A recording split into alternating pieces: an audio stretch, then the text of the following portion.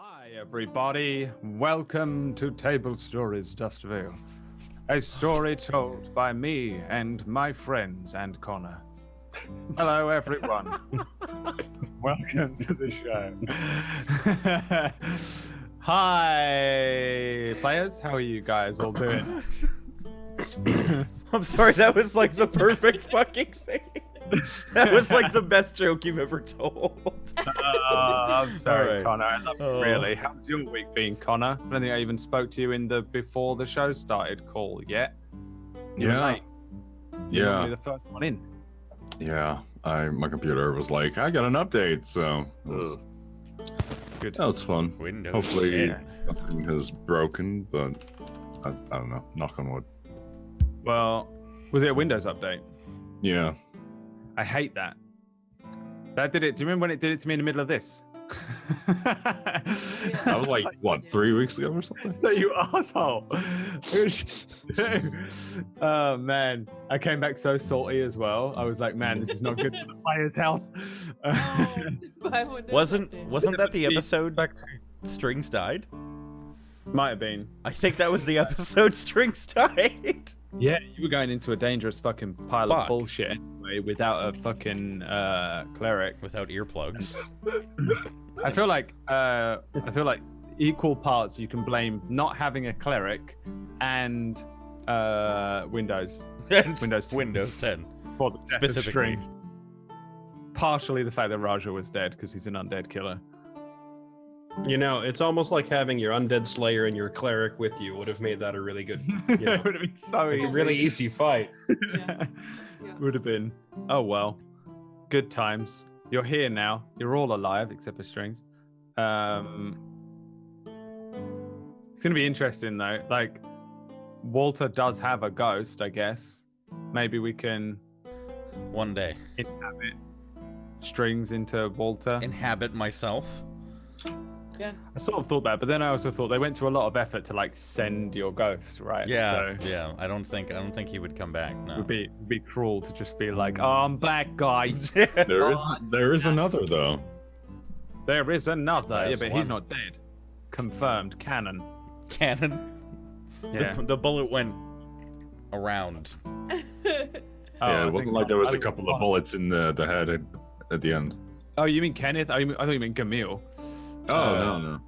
Yeah, Kenneth's dead. But does his spirit linger? Find out next time. On Dragon probably Ball not Z? this time. But you almost definitely will find out. There are two characters which will come back one day. We'll see how that works out. One of them is Strings, and one of them is Gamil. Final boss. They're gonna fusion. I mean, at the rate that we're going, we could have the end boss fight of the whole thing just be our dead party members.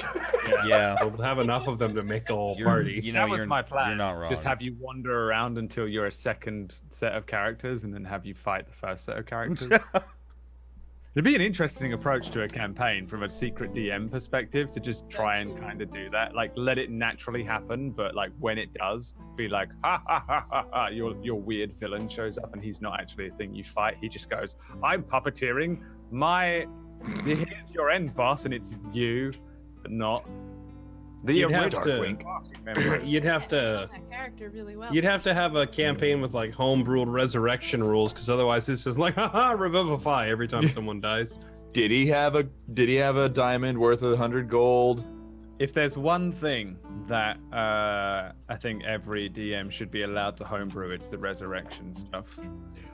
Yeah. It's Resurrection. I mean, it's too kind easy. of have a little bit in this, but not really. But kind Well, of.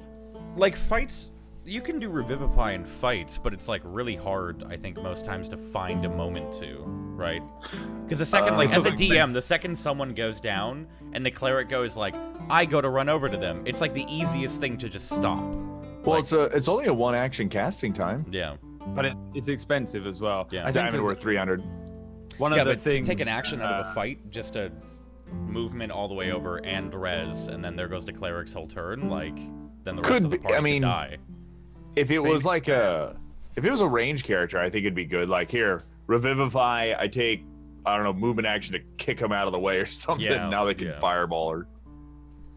I just see it like a phoenix I like how down. you're describing like taking one turn to save your companion from death is too much. Well, no, I mean it's just I'm speaking more from like a DM's perspective of like if you see that, you know, that one moment, that one turn, like the entire party gets messed Well, up potentially. yeah. I feel that symbolizes our playthrough. I just think One action, well, too it's I'm much. also- saying I think it's the risk also, is like- worth it for It's also Revivify, kind of like- an unwritten rule, though, that once a player character goes down, that all the baddies begin attacking the others. They don't just sit there. Hopefully, yeah. They don't just sit there stabbing them to make them fail their death saves. So I feel like if you really wanted to make resurrections more difficult, You just have that enemy mage could just fireball your downed player and Yeah. incinerate the body. I'm waiting for that one day to just play like, oh man, new group for D&D. This is gonna be great. All right, you're down. Okay, man, I'll just get up in 3. He starts kicking your body and snaps your neck. Keep stabbing you. Yeah, it's the bandit's turn again. He's gonna stab your downed player who's already failed one death save. Oh look, you're dead. I'm I feel waiting like for that. it might be. Really after you. Oh, you're really It low, could be Tuesday. a- You're low, Good. Tuesday. It could be a good place to like grab a downed character and stop the combat and have the bandit put a knife to their throat. Kind of Yeah. thing, while they're Ooh. But that. blood and like, I like that. be like, end this now. And they're like, No, I don't. I would like to use a Zephyr strike off the eyeballs before he can. that's the issue. The switch between non-combat, RP, and combat. So is how the- would you resolve it if I wanted to try and shoot him before he could slit the I throat? was just Would, gonna say, would we just Carlisle roll? could Would we probably have to pull the trigger re-roll initiative and see which of us beats initiative on the draw to see who can do it? I would have him transform into his final form. Oh, My, Super my- Frieza. my mind is like, oh, it's a dex check, and Brad's like, his final form would be revealed. He sprouts wings. I counter your rules with Deus Ex bullshit. I don't know. I think if you really don't like reincarnation and things, though, then you just play that Dark Sun setting or whatever it's called, where you don't have all the divine magic and things. So it's all like potions and shit. If you're that kind of a DM. What? So I looked at, I have Revivify as one of my 3rd level spells. I'm like, well, removing that again. Like all my res spells are getting removed because we're broke as a joke. And I was looking through spells. Bestow Curse. Have you ever seen this one? it's Yes. dirty. No. Wow. Choose one ability score. While cursed, target has disadvantage on abilities, and saving throws made with that ability score. Sounds normal. While cursed, target has disadvantage on attack rolls against you. While cursed, target must make a wisdom saving throw at the start of each of its turn. If it fails, it wastes its action that turn doing nothing. And of course, while the target is cursed, your attacks and spells deal an extra 1d8 necrotic damage. Tenchi, Jesus. why do you not have this spell? I have it now. The thing is, Arden's really strong now as well. Yeah. He just doesn't do anything. He's just been, he's just got a, like, I kind of love it, Tenchi. You approach it like me. I sometimes have like half min-max characters that are ruined by the way I RP. Like they could easily just like, they could be like Raja levels of I'm going to like fucking kill this fucking thing, but then they're like, I'd rather play with the cactus instead for 5 minutes, and they just do that. And the That's rest of Arden the time, summed up.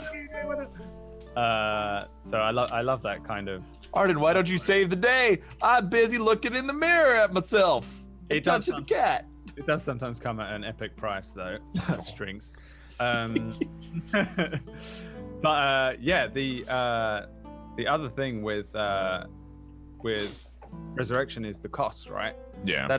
And there's another thing that comes. I think you're a bit like this as well, Jay. I'm a stingy DM in terms of like gold coin. I usually give you stuff, and no one wants to sell their magical rings or whatever. So Yeah, you that's don't have fair. a lot of gold coins or diamonds or random stuff. But in normal D&D, because I sort of see this isn't really this is like unorthodox D&D the way we approach it. I'm saying this to Jay. Other yeah. people I don't know about it. Yeah. But I think we approach it in an unorthodox way where it's a little bit more narrative.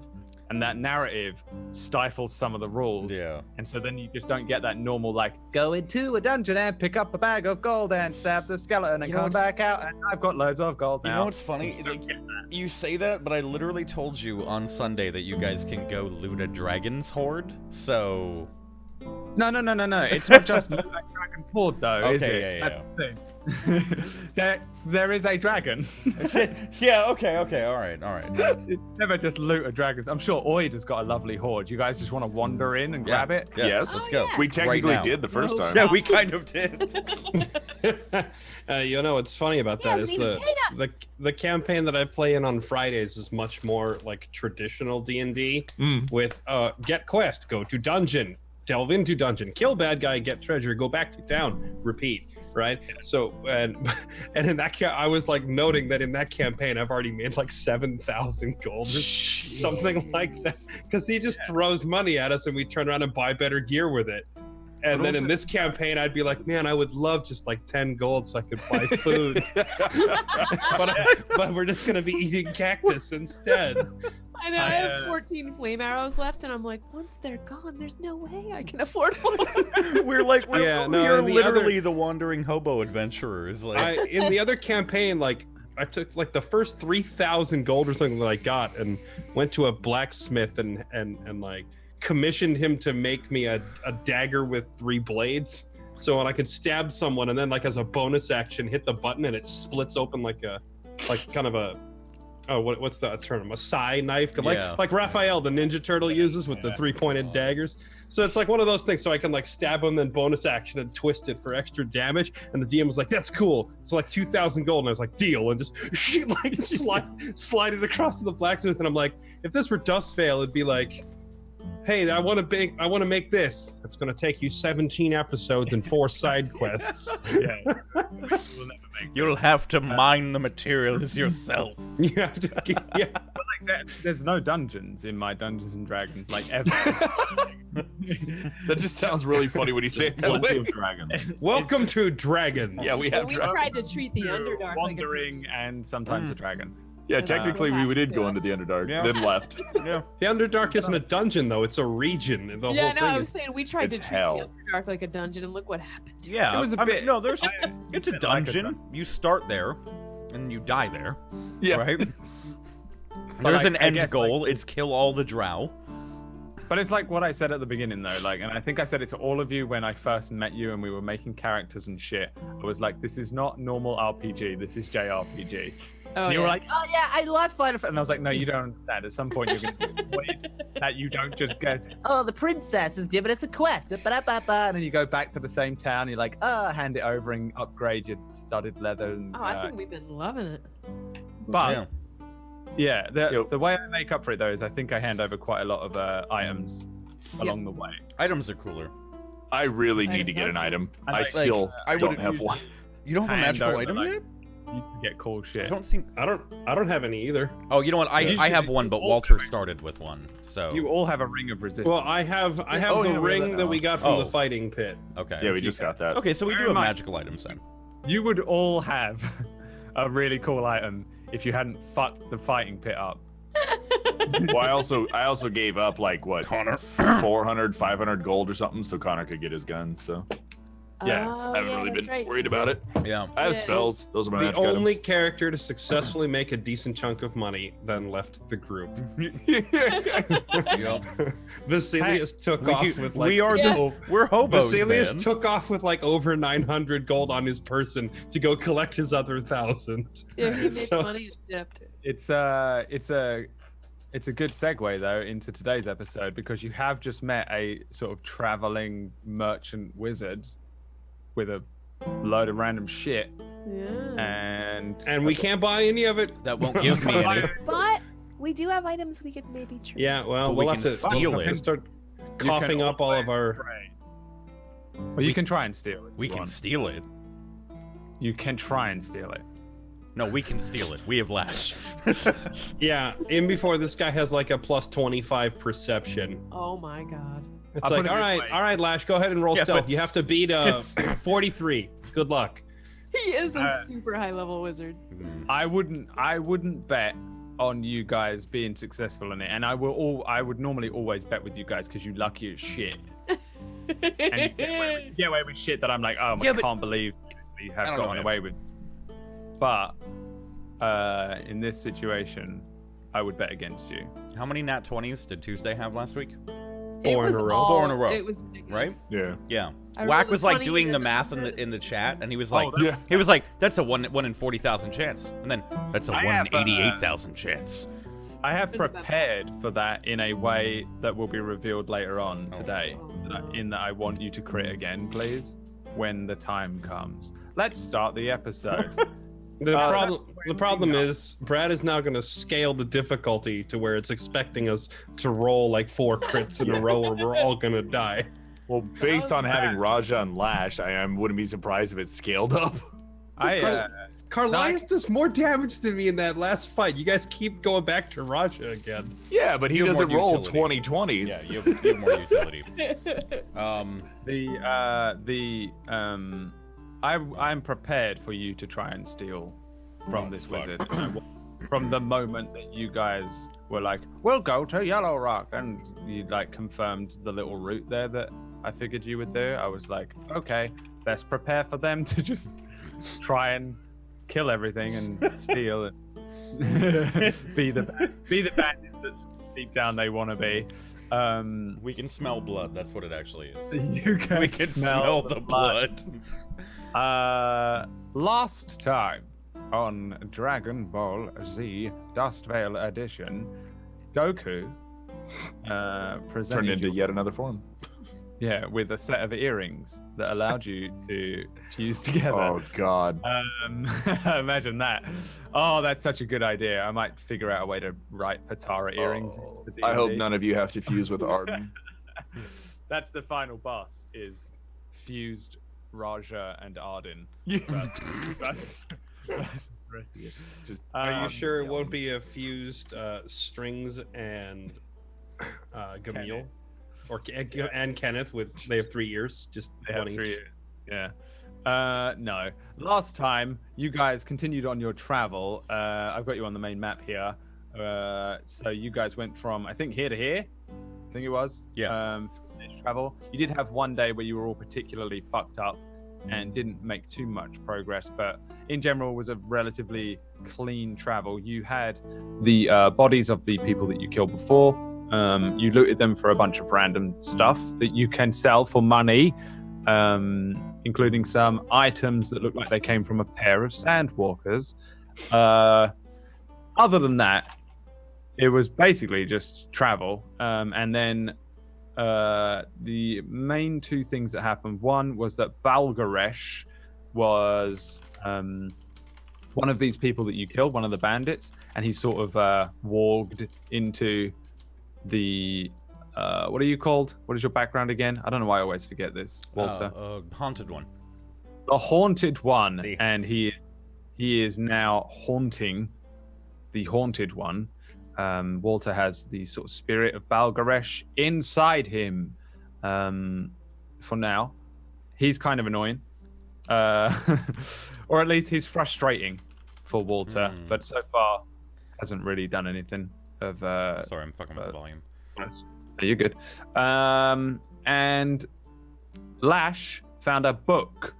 On one of her crit rolls, she discovered the item, the Tome of Understanding, which allows one of you to read over a 48-hour period and increase your Wiz score by 2, so long as it's not already at 20.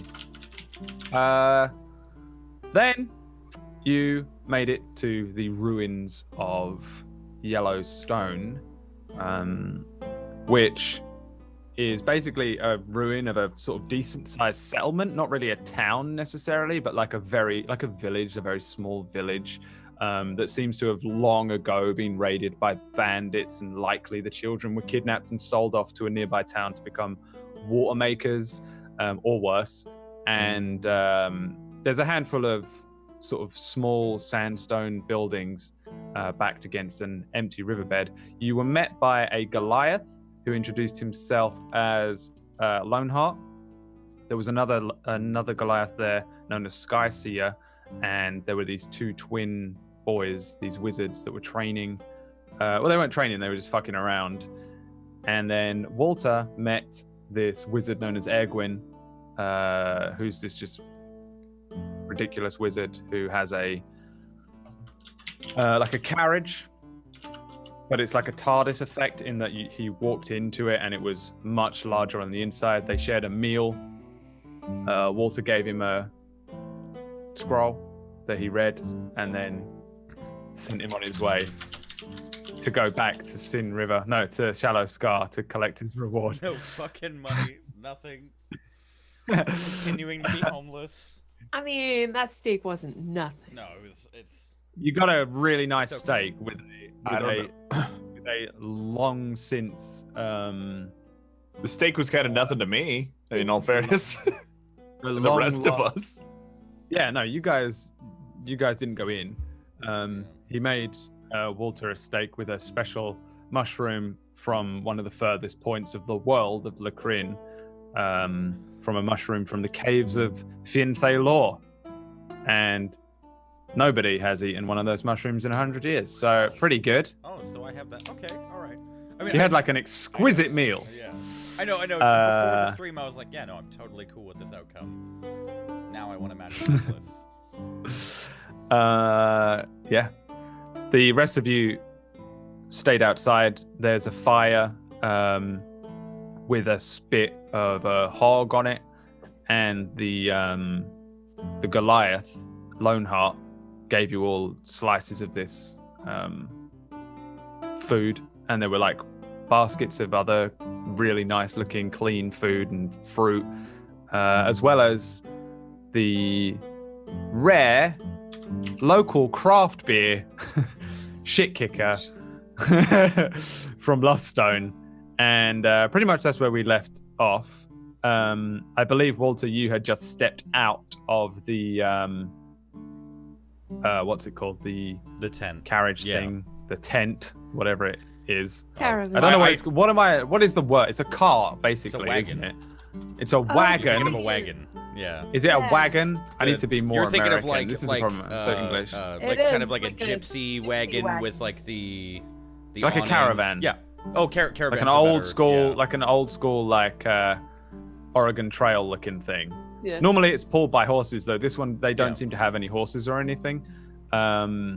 Yeah, I would say that's probably where we begin. Walter, you step out of said wagon carriage. And it's like nighttime.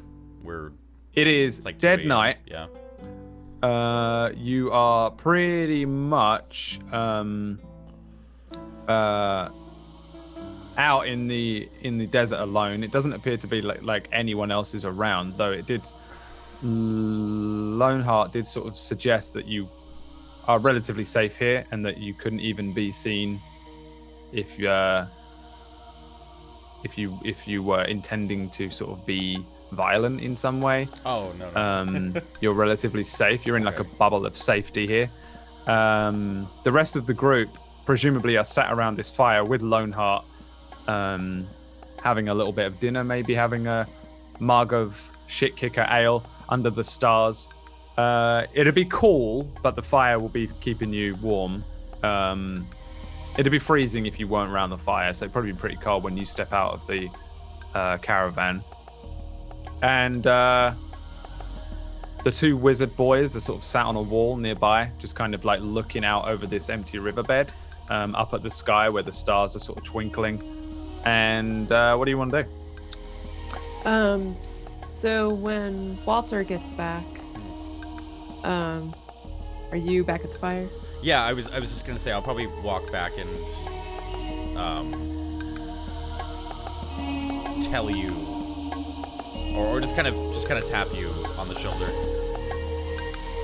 and hey, I'm done with him, so. Oh, he's ready. I can. Yeah, he's an interesting one. Well, what does that mean? He's kind of a He's dick. not mean, is he? He's kind of a dick. He's But he's like one of those like rich dicks, you know? Like, So, I mean, he doesn't really need a lot of gold, but he's mean. I wouldn't say Okay. mean. I think he's kind of a dick. He didn't really, Okay. you know, give me anything for taking You that didn't get scroll. paid? No. I mean, he fed me, and it was, you know, that was really good. And I mean, I guess we get to sleep here, but You mean we came all the way out this way, for a meal. and you? He didn't give you anything? Well, he gave me a meal, right? And you guys get to eat. But I'm just gonna shake my head all confused, and I'm gonna Yeah. walk over to his caravan. Cool. Yeah, Tap, Lash, tap, you head tap. over to the caravan, knock on the door. There's probably, in fact, there would probably be no noise that you would hear from inside other than a, yes, come on in. Creak. Tiny little door, and Lash heads in. Back at the fire, Loneheart looks to Walter and says, you come. He's still turning this hog at the other side of the fire, looking at you. Is he like beckoning for me to sit down? Just wants you to come over. Yeah, you can. Oh yeah. I'll go sit down next to him. That's what he wants. He like leans in near you. Dirty. Yeah. Kind of walks through the desert for a week. Something strange about you. Yes. What do I smell bad? Like, is it that bad? Do you guys have baths? Anything? Bath. Loneheart not have bath in 3 weeks. No, years.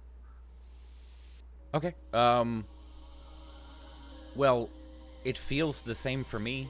So, No, do you no, just no, you just choose not to take a bath, or do you not have a bath here? Loneheart able to speak to spirits, powerful, strong earth spirits. He kicks the sand at his foot. You smell like Loneheart's Sibling. Are we within earshot of everyone? Almost definitely. He's very casually saying it in front of everyone. Fuck. Do you could we do you No, you are not Loneheart's type. no, that's not what I was asking. I just I don't know what you're talking about. I have no idea what you're talking about. And I'm just gonna sit down. He puts a hand on your shoulder and looks up, and there's that other Goliath. This Loneheart is very dark skinned, which is very rare in Dustvale. He's probably from one of the other continents. There's a grey-skinned Goliath, which are very common, relatively speaking, in Dustvale, and he points up at the one which is kind of stood up on a one of these structures. Oh, that's the one I waved at, right? Yeah, he is eyeballing you like crazy right now, and he's kind of got this like big longbow, much larger than a longbow that your average human would be able to use, with these enormous like ballista-sized arrows. And Loneheart says, yes, I would not try anything. Sky Seer not only see the sky, is very jealous.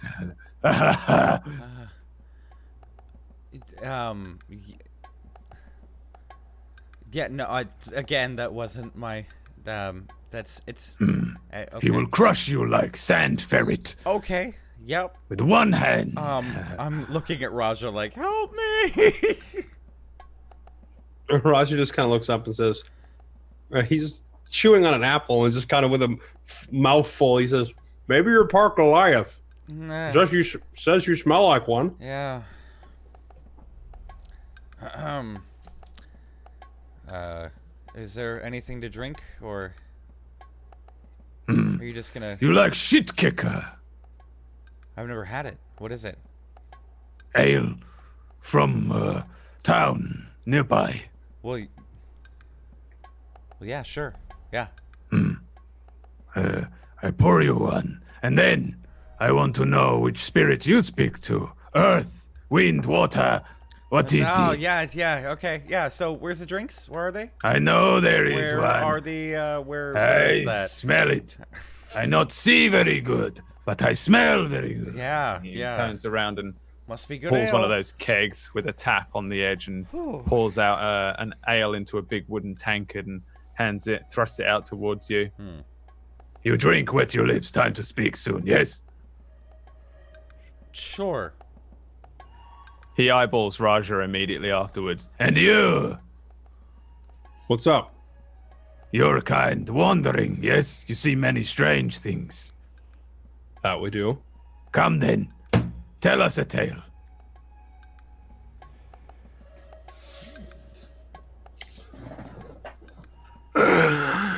So, about 2 years ago, I got a job to go out to Elder's Port. There was a brewery out there. I don't think they make that same ale you're drinking, but they had their own local recipe, and it was a town favorite. And they had a problem. They said there was a ghost haunting the place. So they hired me to go in and take a look. They hire you to go. They should hire this one. He punches Walter. Oh, sorry. Forget my size sometime. Yeah. Me too. Well, I guess Walter wasn't around. But since I advertised myself as a hunter of the undead, I suppose they figured one ghost shouldn't be much of a problem. So I went in there to take a look, and it turns out, lo and behold, it was a ghost. It was a ghost of a 7-year-old girl. Oh, terrible shame. Yeah. Did you strike her down? You know, I thought about it, but for once I figured everyone else probably runs away and screams as soon as they talk to her, or see her for that matter. So I figured rather than trying to cut her in half, I'd sit there and listen to her. And when I walked in, she came not running because she didn't really have legs, but she came like floating towards me really quickly, just kind of zipping across the room.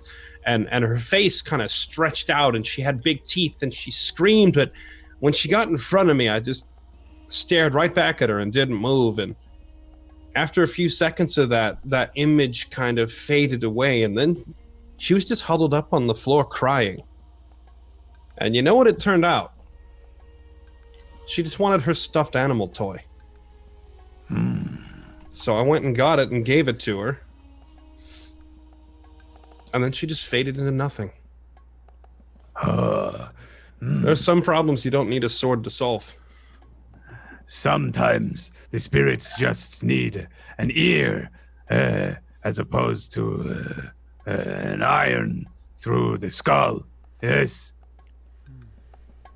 These spirits I do not know of, but Lone Swift, my young small sister, yes, she speaks to these spirits, the ghosts, they call them. Great giants of the past she speaks to. Me, I speak to... And he puts his hand into the fire and grabs a part of it. And it kind of like, it doesn't burn him at all. There's no smell of singed flesh. He doesn't react to it. He grabs it as if it's tangible, and it kind of moves. And he pulls a piece of it out like he's pulling off a piece of meat from a pig.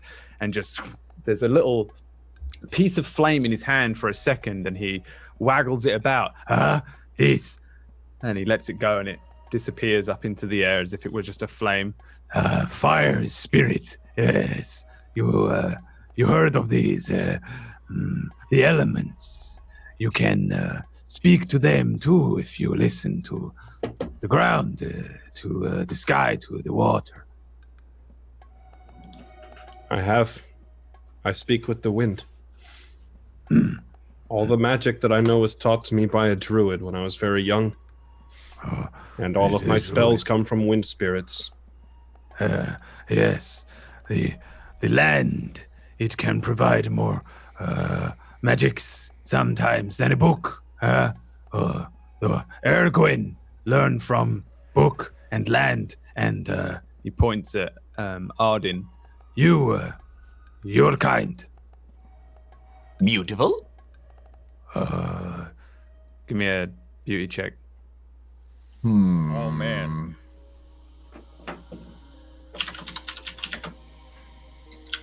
Does he still have advantage? advantage because of the beard? Oh yeah. Yes. Oh, look at that beard. Tenchi forever gets advantage as long as he's looking rugged. 22. Didn't even need it.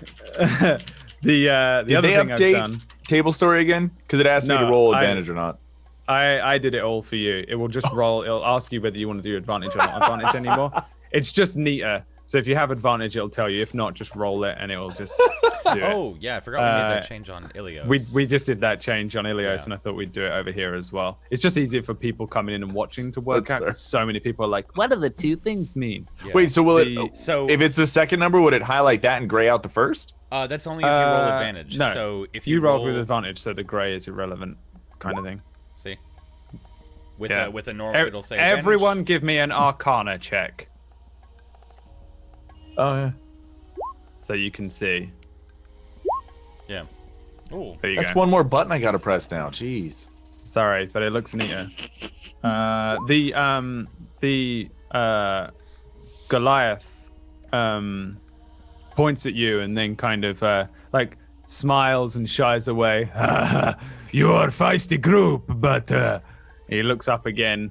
Behind you, up on the structure, is the other Goliath, the gray-skinned Goliath. He says, Skyseer will not appreciate your flirtatious nature.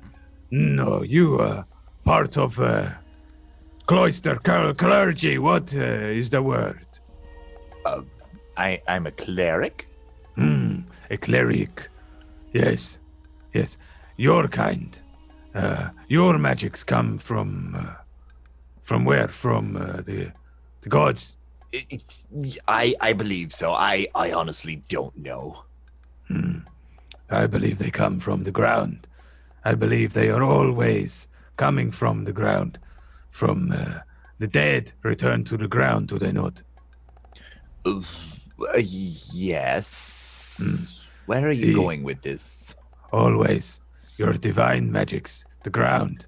The books is ways to learn the magics from the ground. The earth, the fire, is all the same. I tell you, all energy come from one place somewhere. I believe it. All our magics are the same. Okay. Yes, that's fair. Just you know, it also comes from the groundwater, and I can't make that. So just clearing the air, everybody. Please don't ask me to make water. It's against my religion. Wait, you can? Religion Like- against dead bodies in the ground. That's actually why we had no water in the desert, is because you couldn't make it. It's not a can't. It's a won't. Do you think I would be sucking water extract out of cactus roots if he could make water? It tastes better from the source. I was curious, but I wasn't gonna. I didn't want to be pushy, you know. Jeez, this always comes up. Everybody always asks. Oh, I don't bring it up. Okay. No one asked, Arden. You started volunteering this info. I did. Maybe. No, I'm sorry, Arden. Is your job though, no? Well, You my are good, job is to look like this. I thought that was apparent. And then I guess speak with dead bodies in the ground. That's kind of weird. I can do it. I can't find the water. You thirst? I am always thirsty. And many people around me are too. It's very interesting. I think it's because of the whole not making water thing. I find some for you. Thank you. I greatly appreciate that. He sort of stands up and begins to move around the fire as if he's going to move off into the structure behind you. And as he passes you, Carlias, he just taps you on the head and says, Your head, it looks hot from sun. You should get a hat. and walks off into the structure behind Well, I you. was gonna turn to the rest of the group. Yeah, if only I had a hat. The very large gray-skinned Goliath, Skyseer, standing above you, kind of eyes you all for a moment, and then sort of stops watching as intently as he was while Loneheart was sat there, and begins to sort of pace around on the top again, looking more like at the sky itself than as if he looks like he's on like a patrol or a guard at first, like a watchman might, but really you get the sense that maybe he's actually just looking up at he's like stargazing, and that his name is a lot more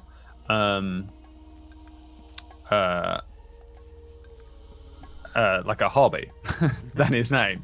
And the two twins that were sat on the wall, they giggle, and every now and then one of them turns around and points at one of you and then whispers something to the other one, and they giggle. Again, they're very young looking boys, mid-teens maybe. One has blonde hair and one has black hair, but other than that, they look like exactly the same, like clone level, exactly the same, with this rough, scraggly hair and these very basic cloths that they wear. They seem very happy, probably a little too happy. These kids aren't always that happy in Dustvale. Dustvale's not the nicest place in the world, and these kids are proper chill, really acting like kids might, who were maybe nobility, but they don't look it. Happy running children are not that prevalent. Normally they're thieves or something by now, and hiding in a street corner, wearing the sort of cloths that they're wearing. You guys continue to eat your food and sit under the night sky, drinking your shit kicker ale, as Lash, you enter the caravan wagon Oregon Trail thing. You enter a dark room though, whereas when Walter stepped in, it was very sort of probably a little more like you would have expected to look. This kind of open plan, part bedroom, part sort of alchemist's laboratory, part trader merchant storeroom. You walk in and the room is just completely pitch black. It's very difficult to even really discern where the walls and the ceiling and even the ground is, though you feel underneath you a carpet. The floor is soft, it's not wooden. It's extremely dark now in here. All of the lights are out, bar one, which sits on a single rounded table in the center of this sort of shadowy room. The table's got this cloth over it, which is a very fine looking kind of velvet and purplish looking cloth. Other than that, there's nothing here. There's an empty stool on one side of the table, and on the other, this wizard sits with his robes now once again pulled up over his head and even over his eyes. You can just about make out a very grim smile which sort of spreads across his face, revealing a very perfect set of elven teeth. And he says, "Well then, it seems we have some business to attend. What is your name?" Lash, sir. Yes, please do. Take a seat. My name is Ergwin, and I have been expecting you. I've expected all of you somewhat, but you in particular, I am sure I've been expecting for some time. You want something very, very specific of me, don't you, Lash? How do you... I do. Oh, I know many things. I'm very old, though you may not quite expect it. My very demure looks keep me very young. I have a few ointments, but that's not the point. You do not have very much coin, do you, Lash? Oh, you know that No, too. no. Quite I the do thief. Well, a thief is best unnoticed, and I've had some trouble in that regard. And I kind of pull on my bill as I say that. Oh, true polymorph, is it? Is that? Yes, the one that lasts, and I don't have to ask for disguises. And Yes. Well, no more of that ghastly makeup. oh, yeah. It'll play with the textures of your beak after long, putting too much of those horrible oils. No. That won't do at all. No, you'll need something a little more potent, a little more permanent. Permanent. Now, he turns behind him and reaches into the darkness. His hand literally disappears into what looks like a kind of wall of darkness, and then he pulls out a scroll and tosses it across to the other side of the table where you are. It comes to a stop, and in Thieves' Cant, on the top, it says, for Lash. He says, go ahead and open it if you wish.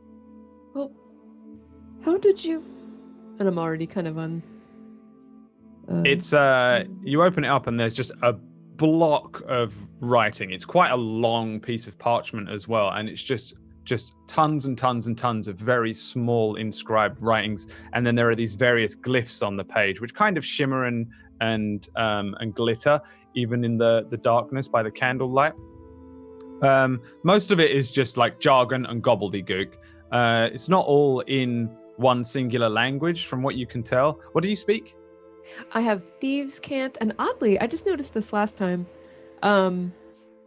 What is Auran? Auran? Auran is like what? I thought that's what the fucking primordials speak. Under my proficiencies, because we were talking about longbows last time, and I was like, wait, can I use a longbow? And under my proficiencies, it says I have common Auran, light armor, simple weapons, hand crossbows, longbows, rapiers. Yeah, it's like what all the elementals and shit speak. The primordials and elementals and like Ganassi and stuff. It's specifically spoken by like air genasi and air elementals. I assume it's because you're a bird. Yeah, it might be because you're a bird, and a lot of air elementals get it. It's a Kenku thing. That makes sense. Yeah, there you go. It's basically the Kenku language then.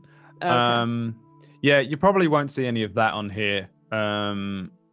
Though you will make out various like common words here and there, and phrases that pertain to beasts of the land and shape-shifting and changing and druidic nature, and then it just loses any real coherent sense. He says, that is a scroll. I would suggest that you find somebody a little more adept in the ways of the arcane to attempt to cast it on you. I suppose I could do it myself at a price, but I'm sure the price of the scroll alone is going to be quite enough. That's 1,000 gold pieces. Oh, but I have... So I'm going to be like looking through my pouch here. And the first thing I'm going to pull out is, but I have this. And I'm going to show him my citrine ring. See his response. Yeah, takes it, looks it over. Yes, nicely crafted. I suppose it would serve a purpose to some in very specific situations. What else do you have? Oh, knitting my brow a little bit because I'm hesitant, but oh right, I also have this, and I pull out Qual's feather token. Is that Qual's feather token? I haven't seen that in hundreds of years. He takes it, looks it over, and says, I don't suppose you've got much use out of this, have you? Well, no. What else do you have? Oh no, not that. This.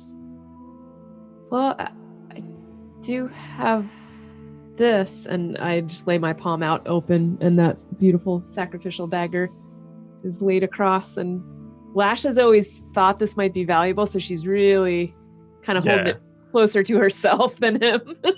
Yeah, he'll like reach out and he'll snatch it away, and he'll sort of spin it over his fingers a little bit and say, yes, weighted terribly. Wait, I suppose. Yes, of course. What? How very interesting. What? Aren't you off to Dread Tusk anyway? No. You'll have to keep that. Oh, no. Okay. Yes, you'll want to hold on to that. Oh, when the time is right, though.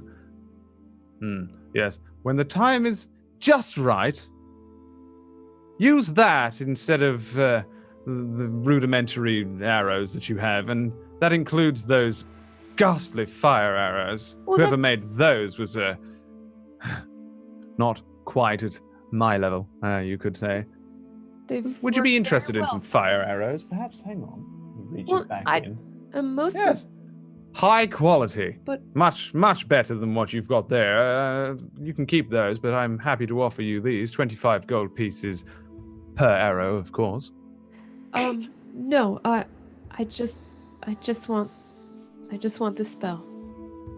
The dagger, of course, if you don't lose it along with your life, you'll want to sell that, most certainly. Find a historian. Yes, there's a few of those knocking about. When and indeed if you reach the Crimson City, yes, that would be the time to sell it on, if you make it there, of course. Right, yes, back to the business. Snatch that back real quick. He a little too greedy. He pushes the objects to the center of the table and says, "No, none of this will do. This I'm is not- all stale and old." Done yet. Oh, you have more? I have this medallion, and I pull out the medallion. I thought at one point that I had Gamil's medallion, but my medallion actually says of Goror, Goror. Mm-hmm. And that I don't recall.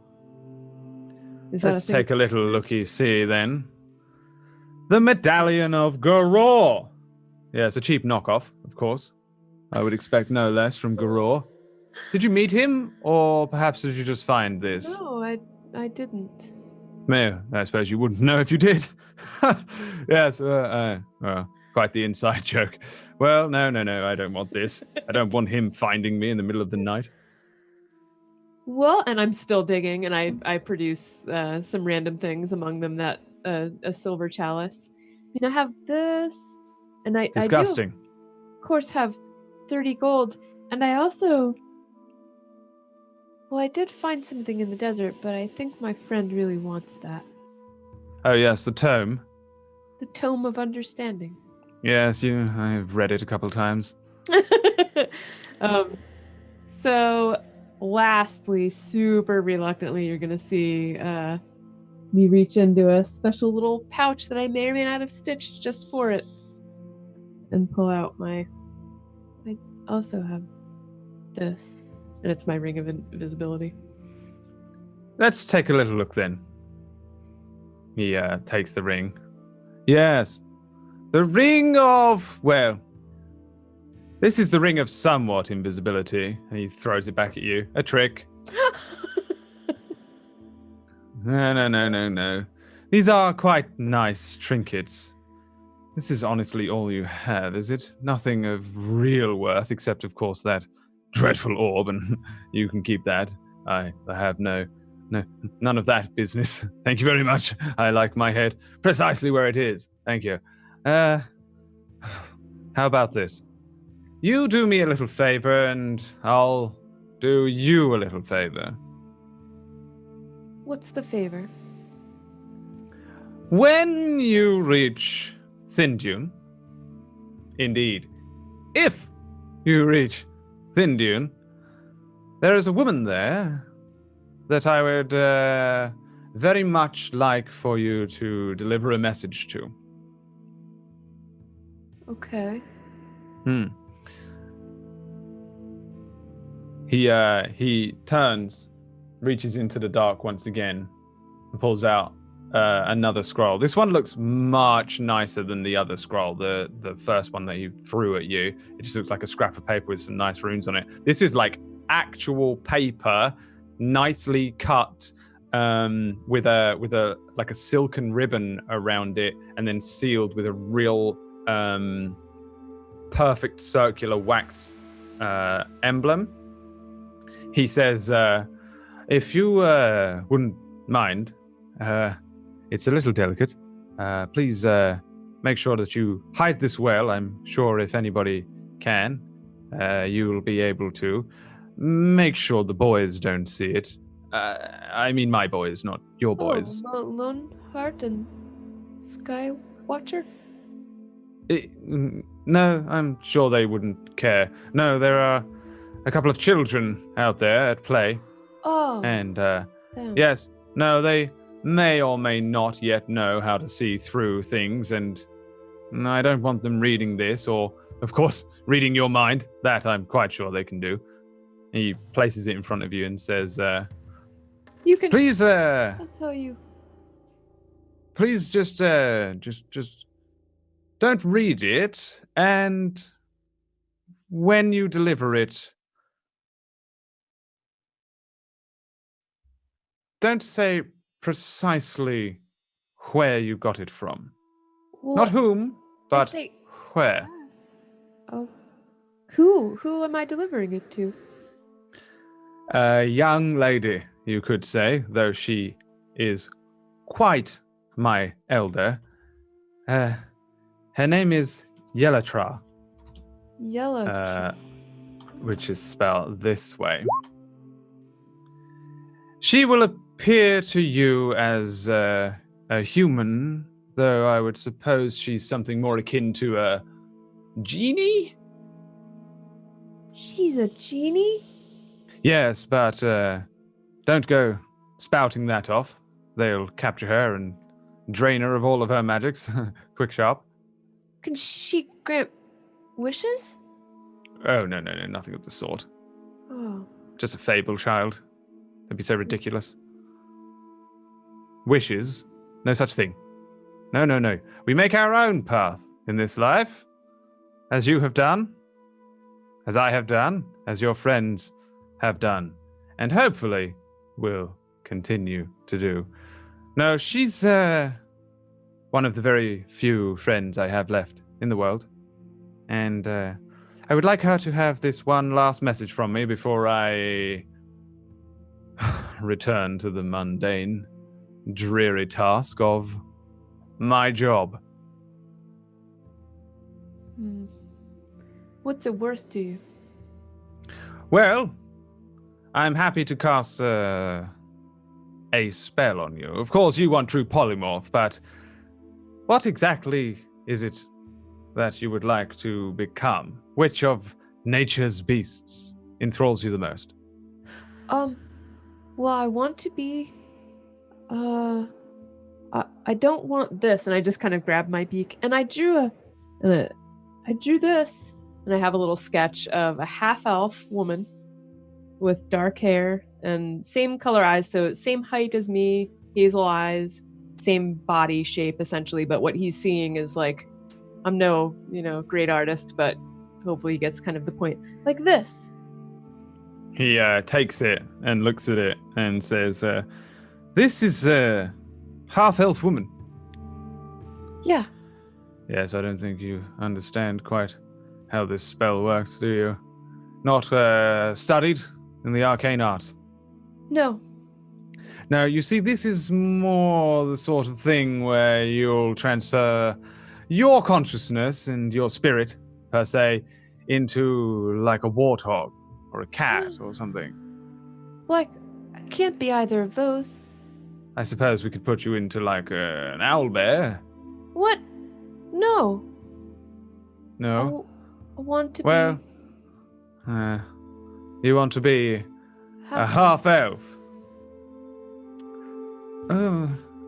Oh, there is one way. Tell me what it is. It's not quite a precise art, some would say. Okay. Yes. It's truly a spell reserved for the druids of the land. Perhaps when we are done, your friend Raja would be more interested in its long-term effects. It's quite irreversible. That's what I want. Yes. Remember, there is truly no such thing as a wish. Okay. Yes, we can aim for Aim. Elven. What do you mean, aim for it? We're going to have to kill you. What? Yes. And then bring you back very suddenly. It's But- not quite the ghastly necromancy. Truly, I don't 100% understand how they do that. Tell me. I've racked my brains. I'm not Dead. sure. Dead-ish for but a Ish. moment. That's the only way? Well, you won't notice it. I'll ensure that you won't feel a thing, and then we'll, quick sharp, bring you back. It's more of a transmutation. Have you done this before? Oh, yes, several times. And? I did it 6 times when I learnt it.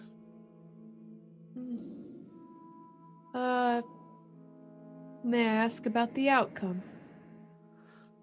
Human to warthog. First time. Not too bad. Really, truly. It was a sort of werehog. Elf to dwarf. Not bad. Though she wasn't pleased. Gnome to halfling. Got the size right. Tiefling to fearbulk. Getting better. Somewhat. We created a cat thing at one time. A cat That thing? may well have been the very first tabaxi. Ah. I'm not claiming that I'm a god, but I have created. And, of course, goblin to goblin, orc to orc, and then orc to warthog again. But that really, truly was because I was very, very drunk on that one. Okay. But most times since then, I've got it roughly close enough. Roughly, huh? Again, So like not the a sketch. precise science. I'll aim for the sketch, most certainly. This is a wonderful coat that you've made out of your own feathers, and that I can do. Oh, you can? Oh, yes, you're not going to need them. You'll be dead long enough for me to Dead. pluck them. That sounds... How long would I be not alive? Well, for me, it will be quite a while. For your comrades outside, a minute, 2. Oh. Okay. And you can do this now for the task. Well, where's that old contraption? He reaches in and pulls out like an actual grandfather clock looking, like one of those wall clocks, the old looking ones with a bit that's ticking and tocking underneath. And he looks at it and says, yes, I've got nothing on for now. I do have to be at work in the morning. Your terrible, horrible ghost friend told me, delivered the news. Don't shoot the messenger. Almost did. Yeah, definitely not. Okay then. Let's. You're quite sure? Body works quite well, and you're very good at hiding. Well, I'll still be good at hiding. Well, hopefully, yes. Yes, I need to do this. I can't. Yes. It will change you. Yes. Alrighty then. Close your eyes. Power word, kill. And you die. Lash. Oh my god. Lash. We see the wizard point a finger at Lash.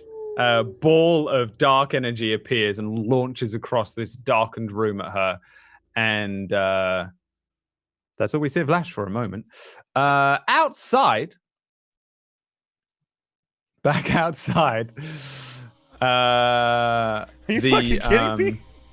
You power word killed her? I fell asleep. I'm asleep. No, It wasn't our first. It wasn't our fault this time. would you look at that? We're all asleep. Oh, back to Lash, unfortunately.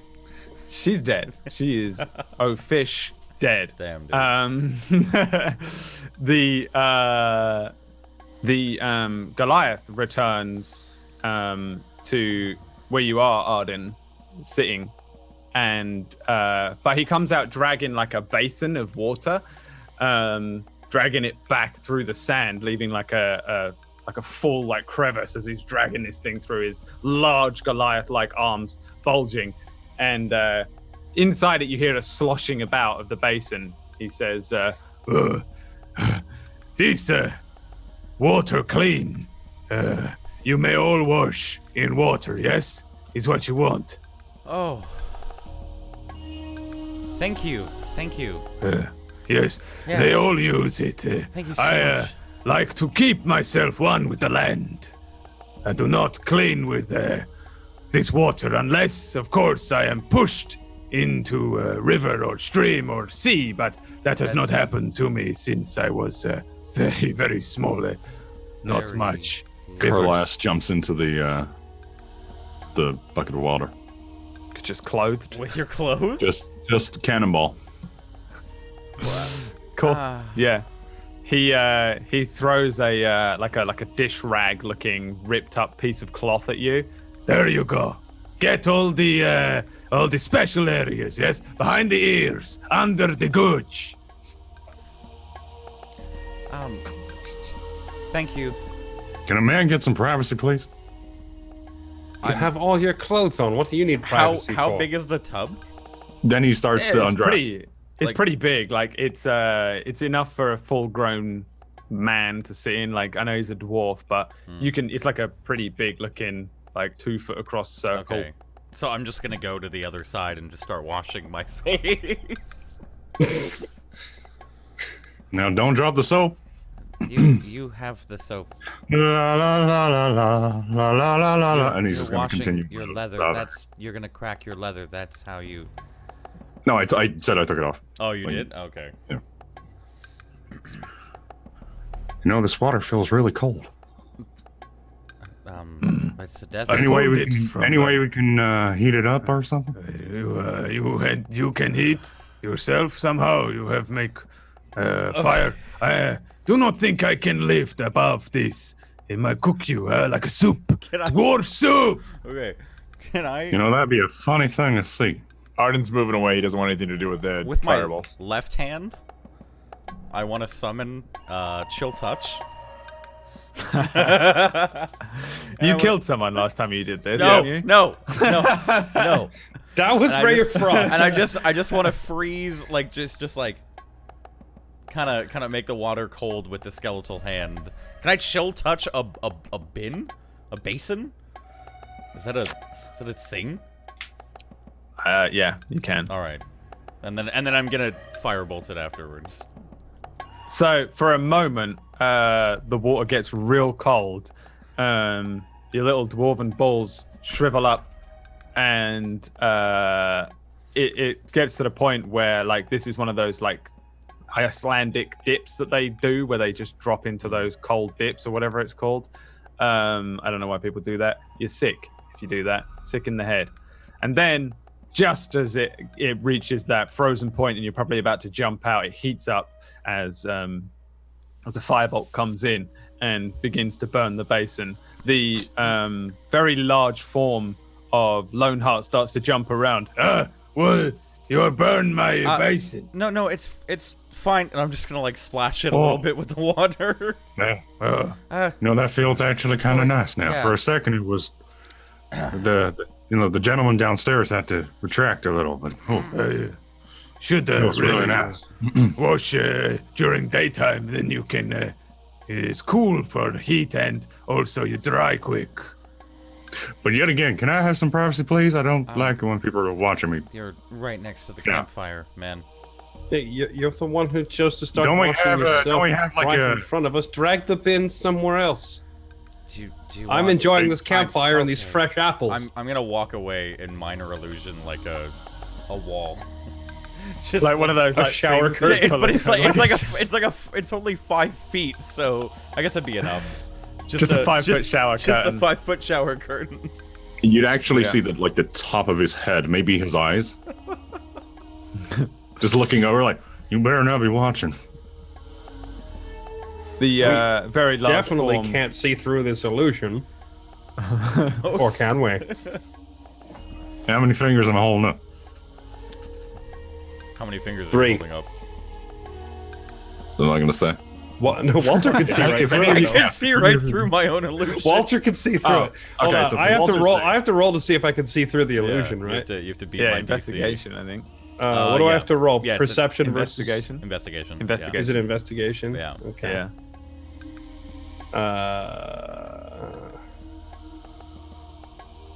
You just have to beat a 15. Nope. Rip. No. All right, for Walter's good one. sake, Carlisle is just helicoptering. I will laugh exactly like that and just start to walk away. Yeah, Raja kind of looks over. He can't see through the illusion. He says, 3. Even harder. Nope. Oh. The boys that are sat on the wall are just watching and pointing and laughing at you. I'm gonna take an apple and just toss it to one of them. Not like baseball pitch it at them, like trying to knock them over with it, but just like toss them one, like, here, help yourself. Yeah, like 2 mage hands very quickly appear and grab either side of the apple and begin to war with it, and then it splits in 2, and they bring it over to themselves, and they just start to eat, and then they say a couple of things once again to each other and giggle while they're munching through the apple. Yeah, I'm gonna watching get you up. guys. I'm gonna get up because I'm gonna get up because Carlias is bathing right next to me, and I don't know what the heck Arden is up to. But Raja is now curious what these 2 kids are doing out here, so he's walking over there. Yeah, you approach them and they kind of like I think probably the majority of time that you interact with most scruffy looking children on the street, they scarper and run away or look a little like scared, a bit like when you get approached by the police or something, you're like as a kid. They kind of We had that in like the 2nd episode. Remember, I had to talk to those 3 Ickham's 3 little runts. Oh yeah. These 2 seem like perfectly okay with you like coming over, and they look you up and down as you approach. And then the one with the blonde hair says, "Hello." Yeah, I'll just look back at him and say, "Hey."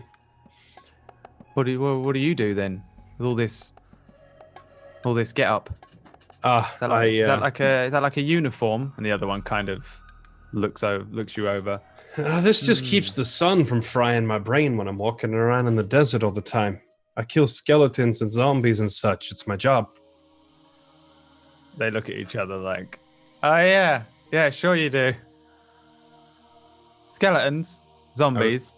I They're do. kind of both looking at each other. I'm gonna pull out the black, like twisted, cursed looking dagger thing that I took off the white a couple of years back and hold it up and say, "No, I do, for sure." They're Got gonna like this look from at one of them. They're gonna look it over and be like, "Oh, that's kind of cool. What is it? It's a dagger I took off a thing called a white. What's that?" It's kind of like a really intelligent, really fast-moving zombie, and sometimes they can cast spells. Oh, zombies, yeah. Thing almost killed me, actually. What's a zombie? I don't know. What's a zombie? It's like when you bring back a dead person, but you don't bring back the spirit and the brains. You just bring back the angry body. Ew. Why would you do that? I don't know why people do it. I just get rid of the mess afterwards. Sounds like a waste of time. It pays the bills. Sounds like What's you a guys. bill? What's a bill? It means I gotta pay money for the food and the place where I sleep. You guys don't pay to live here, do you? No. You have What to do pay for food? Why don't you just make it? I'm not a wizard. I Why can't just. not? Why not a wizard? It's got to be easier, hasn't it, than killing a soulless man? And then... You know, maybe if I got started on it when I was real young, being a wizard would have been easy, but I grew up in a little town where there weren't any wizards. There was a druid. There was a really powerful druid. Have you met any druids? Yeah, we've met some druids. They're all right. I knew a druid named Sagan Shara. Okay. Well, he's not quite a wizard, but he taught me most of the magic that I do know. Go on then, show us something. I will cast Zephyr Strike. Zephyr Strike them. Just Now here's a zombie. I will tell them.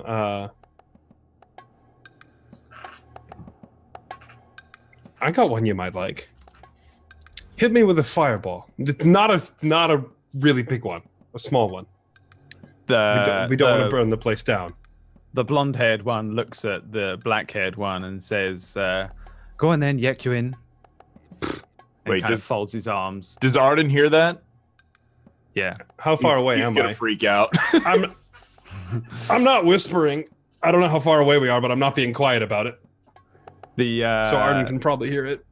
The black-haired one says, "All right, but like, I'm not really meant to do it, but are you sure?" It'll be fine. I move far away from the fireball possibility. The blonde-haired one says, "Look, they've got a cleric. I'm sure he'll be all right. He'll be all right. Well, if he ain't, yeah, Dad can bring him back. Dad can bring him back." And then they like the blonde-haired one says, "I'm not standing near it though. Last time you did this, it fucking." Well, don't go too overboard. It doesn't have to be a big fireball. Just the small. the one with the black hair jumps down off of the wall and says, "Okay, all right. Now then, only just learnt it, so hopefully do it right." Let me just picks up his book. Okay, here we go, and casts fireball on you. Okay. I was waiting for meteor storm. Yeah, I was waiting for some level 9 meteor storm type thing to insta kill me like they did Lash. Here, let me cast fireball. Power word kill. Amazingly, Yeah, power word kill. Oh, that's a fun spell. Oh man. amazingly, he can cast fireball. Okay. I wanted to say, as he casts it, Carlisle is sticking his ass behind the illusion, out in view for everyone. As form of a distraction. These kids are like quite a ways away from the fire. Like they're not so far away that that you can't see them, but they're far enough away that you're not within the fucking 20-foot radius or whatever. I guess I'll just roll the damage here. What is it? 8d6 of fire damage. So like the kid stands back and then just brings down this like column of fire on top of Raja. It lights up the whole area. The two Goliaths that are by the fire where you guys are, the one up on the thing and the one on the fire, suddenly jump up and they reach for their weapons as the light just fucking like explodes, just a woo, and 31 fire damage. I'm gonna attempt my dex save because when they do it, I'm gonna try to recreate the backflipping absorb elements thing that we did in the cave as part of the chrono trigger thing. I don't suppose I get advantage on the dex save because I'm sitting here waiting for it. No. All right. Well, I got an 18. 18 is enough. Okay. Yeah. So yeah, I'll just jump straight up as the fireball is coming, and I'll just do the exact same thing he did in the cave. Just jump straight up, and then as he's above it, just kind of like while upside down, reach down and cast absorb elements on it. So it'll drop to 15 damage, and then it'll drop to 7 damage. Round down or up? You round down. Okay, so it's 7 damage. So yeah, Raja does his little special eject shot move where he jumps up in the air, absorbs a lot of this flame. You see it kind of like it lights up the air, and then immediately a lot of it wisps into the area where Raja is, and then he'll draw the Tulwar on the way down, and just and then the sword lights up, just like that. The kids are kind of like looking at you. The one that cast it kind of looks a little scared, like he's going to get in trouble because he potentially could have killed you. The other one is like cracking up laughing against the wall, like, "Ah, that was awesome. You see that? Look, he can do what you can do." And the big, the Goliath that sat by the fire is like, "No, he did something else. That's not what I do. That would fucking hurt me. I don't know what he did." the kid who casts it kind of looks up at you and is like, "I got you a little bit. Are you all right?" Oh yeah, that'll be fine. Just like brushing soot and like dust marks off afterwards. I suppose you have got a couple scars on you. That was quite good actually. I quite liked it. What's that called? Absorbing elements. Absorb elements is the spell. The two of them just sit down in front of you like they're in class, and they open up their books and they bring out like a quill from a pocket, and they just look up at you and, right, okay, absorb. How does it explain it? Well, basically, when someone else uses a spell, if it's an elemental-based spell, you just focus the opposite element inside your body. Kind of make an invisible barrier out of it. So when I see that you're casting fire, I just channel water and kind of cancel it out. And then the little bit of leftover essence that's created, I catch it. And then while I'm he's still waving around a flaming sword, then you just take the leftover essence and store it somewhere. And in my case, I store it in here. Ow. Ow. They're just sitting there like, both of them are like scribbling in their little spell books like, yeah, well, that sounds easy enough. Yeah, that sounds like we should be able to do that anyway. Yeah, it's really, well, I mean, we're sort of like half. What? Well, the tricky part is just remembering how to do it under pressure, because it's something that's real easy to do in practice. But then when you've got a giant lightning wyvern breathing lightning at you, you gotta react on the fly and remember, wait, which element is the opposite, and remember the spell real quick. That's where it gets tricky. That's why you gotta practice. Well, that's all right. I mean, you always try and trick me with things. No, you always try and trick me with things, and I have to just counter it. Yeah, but you try and get in my head and turn me into weird things. Yeah, but you cast stupid things like Fireball. That's not fair. That's not fair. My stuff doesn't hurt you, and your stuff hurts me. And they're just sitting there, but they're also both writing and both half listening and both bickering. Right. Okay. Well, that's easy. That one's easy. Yeah, that's easy. We can do that. And then the kid says, right, I'm going to try it on you. And then I guess you'll just have to try a similar thing on me, or maybe we get Dad to try it. Hold on. Or maybe we get him to do it. Can you do Fireball, sir? Not really. Oh, you're lame. How quickly they change their minds. I could, well, actually, I can. But how do we jump up? What part was that? Oh, that's not magic. You just jumped that high? He just kind of smiles. I don't believe him. I don't believe him either. I reckon he just sort of makes himself... He could cast telekinesis on himself and jump really high, and then it's like a trick. It's like a double spell. Yeah, but you can't cast two spells in one turn. Yeah, that's right. Do you feel any spells coming out of me right now? Well, I don't know. Other than the absorb elements, they could probably tell that that's still going, but you could tell if I were casting a spell, right? Sort of, but you don't use a book. You're one of them cheaters, aren't you? I rolled at acrobatics. I'm just gonna do it like a double backflip right in front of them without any obvious spell cast. Oh, that's pretty good, you know. Maybe we should learn how to do that. Yeah, well, your little legs, I don't think so. Yeah, well, you'd probably use like frog's legs or something. Turn your legs into frog's legs because you're fucking weird. Well, I'm not weird, okay? It's called magic, all right? Can I tell whether are these guys elves or humans? Or can I tell? Give me a nature or an insight check. Really? I think nature probably. In fact, I'll change it. Give me a nature check. Just ignore that one. They look human, but they have an element about them that doesn't seem humanoid.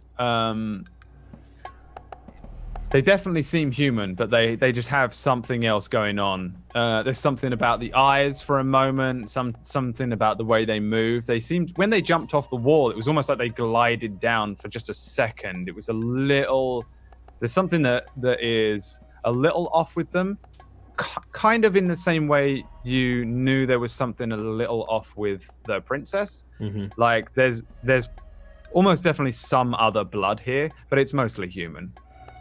They're basically human kids. There's something in there in the bloodline that's different. Gotcha. Well, learning how to jump around is not something you study so much as it's just something you do. It'll take a couple. Well, I don't know. You guys look like you learn pretty quick, but that's just from a lifetime of moving a lot. Well, I reckon we're going to be able to fly one day, so we don't really need to be able to jump. Well, there's multiple different ways that we could learn how to fly. We could learn how to just cast it on ourselves. We could go and find them boots, what Dad was talking about before. Yeah, but that sounded scary. I don't want to go there and get them boots. Well, Go where? I guess we could just... What? Go where to get the boots? There's some boots, apparently, that make you fly if you just put them on. We're kind of hoping that if we put one on each, that works as well, but I'm also kind of scared that we'll just go around in circles. Well, let's go get it. Where is it? Really far away. Oh, how far? Have you ever been to Dead Rise? I grew up right near there. Yeah? Mm-hmm. We could hire you, and you take us to where it is, and then we'll go get it, because it'd probably be a bit dangerous for you. And then when we get him, what are we going to give him, though? Yeah, he probably doesn't want anything that we've got. We could nick something of Dad's. No way. He would know. Well, he doesn't always your know. Dad's I reckon he does always know, and he just lets us do it. What? Your dad's the one in there, right? I'm pointing at the tent. Yeah. Do you guys just always live out here in the desert? Yeah. Have you ever been to one of the cities? Well, we sort of saw a couple of them from the outside, but we never went in. Even Dad doesn't go in them. He just sends in Loneheart or Skyseer. Usually Loneheart, though, because Skyseer don't talk much, does he? No, I don't think he likes talking. So what exactly did the two of you do other than, study wizard spells? We play around in that. And that's it. Yeah. Sometimes we like to sort of do this thing where we sit down and we just let everything get real quiet, and then we can hear these strange whispers that come up from like the middle of the planet. That sounds dangerous. Maybe. You think it's dangerous? No, I think it's all right. Speaking of dangerous, try and absorb this. I'm gonna hold up the sword with the fire and kind of make a motion like I'm gonna hit him with it. Are you actually aiming for him? No, I'm not actually gonna swing it. I'm like moving my arm as if I were gonna whack him with it. Oh God, what can they do? Let's have a look.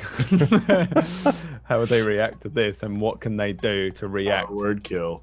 Word kill. I don't know if they have any reaction things. Let's have a look here. Oh, here we go. Is this what I think it is? 1 second. They have a few spells up there, little non-sleeves, because neither of them are wearing sleeves. They've got sleeveless things on. All right, so the blonde-haired one fucking disappears. Like, as soon as you bring it up, he just, he's gone. He fucking vanishes. The other one, my God, is going to... they just power word kill. Hawkeye and the planet explodes. Dad's gonna stick his finger out and just, and then go back in. Like, yeah. Oh, he can do this. Yeah, the other one,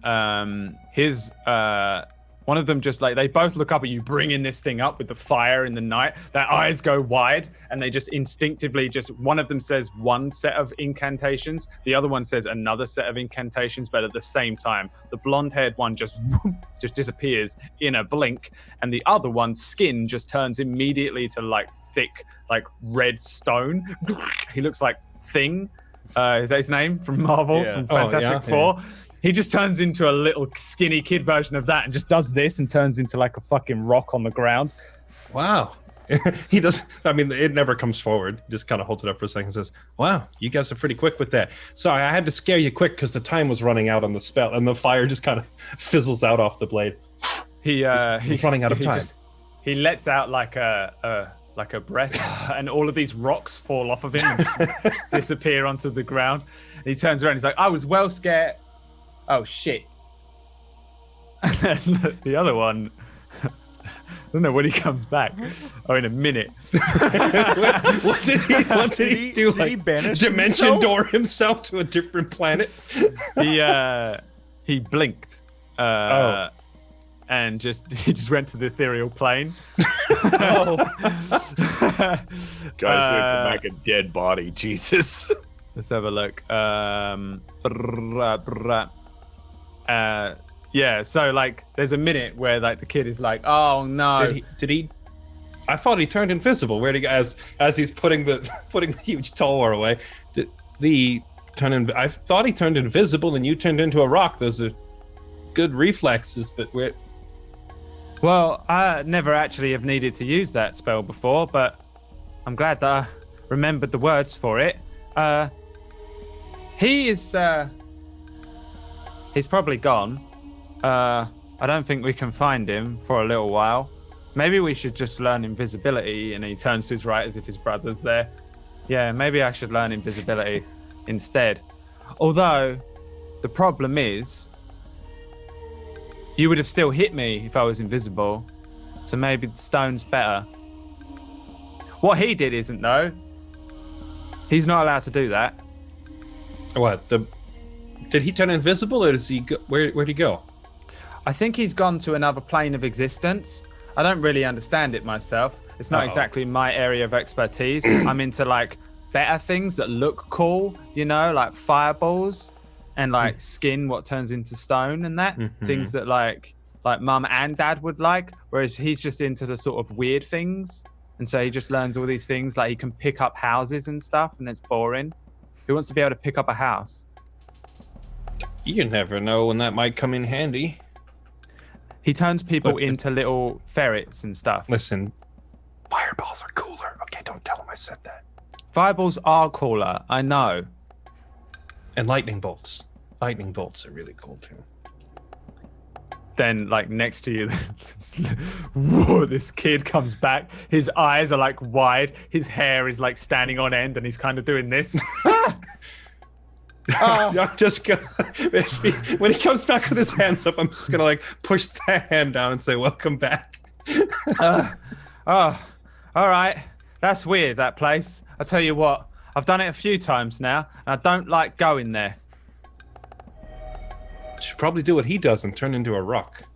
It's all dark, and there's weird noises. This one time I saw this big ghost thing with a lantern in the distance. I didn't like it.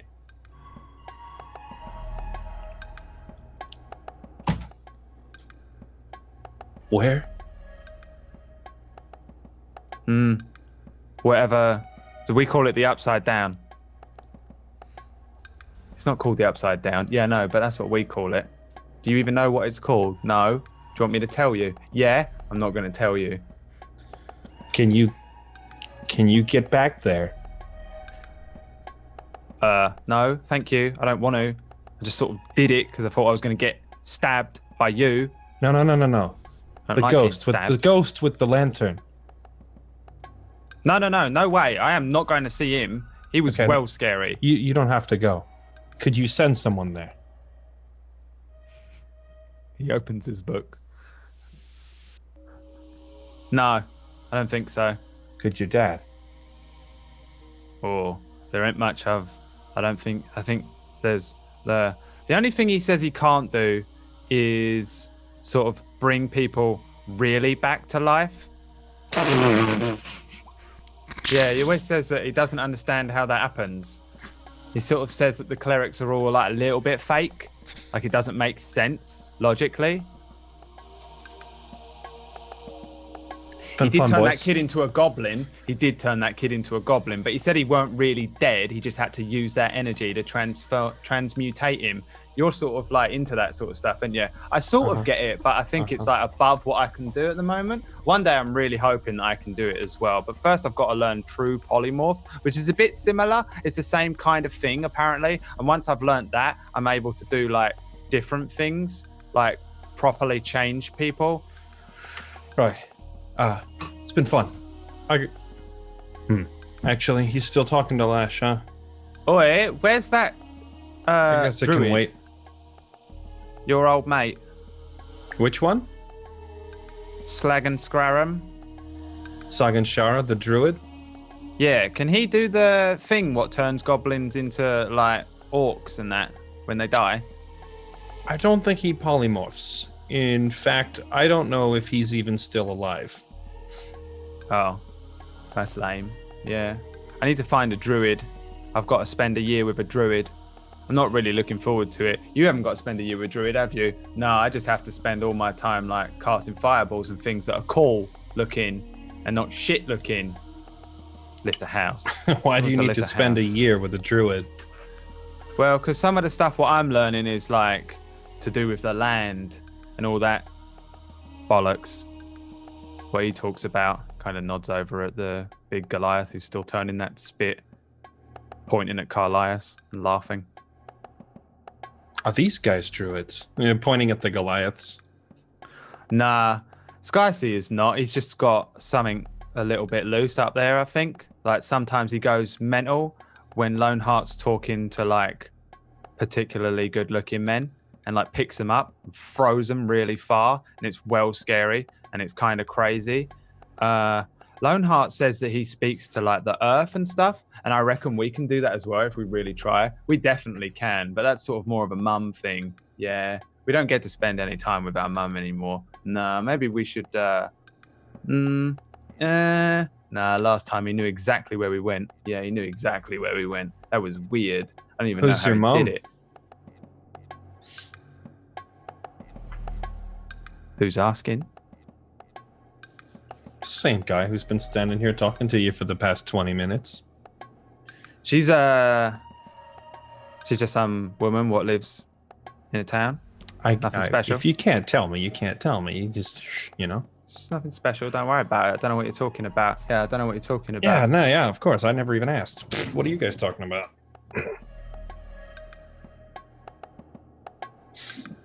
All right then. Bye. I'll walk away then. And they turn around. You can easily hear them. They're like, "Oh, we almost told him about Mum. Yeah, Dad would have killed us. Oh my God, he would have actually killed them as well. Yeah, but like actually killed them. You think so? I don't know." And they kind of like close their books and then like scurry off a little ways back at the fire as you approach. I'm just gonna walk up to the bathtub where Carlias is and put my scorched arm in the bathtub. the very large form, the very large form of Loneheart is still laughing at Carlias and like with the others like Arden and Walter, like his balls shrank up into his tiny dwarf body. Ah. That's a defense mechanism. Okay. Yeah. No, I know. It's cool. I'm gonna just stand like towards the left of the illusion, just looking at them like, look at him now. I'm warm. The blood's flowing. You gotta protect your lineage. That's a smart reaction. Okay, I'm fine. I think the kids fried me a little bit. Yeah, that was cool. What, did he throw a fireball at you? Yeah, I was showing them the trick we did. Cool. Hey, I don't suppose anyone has a towel.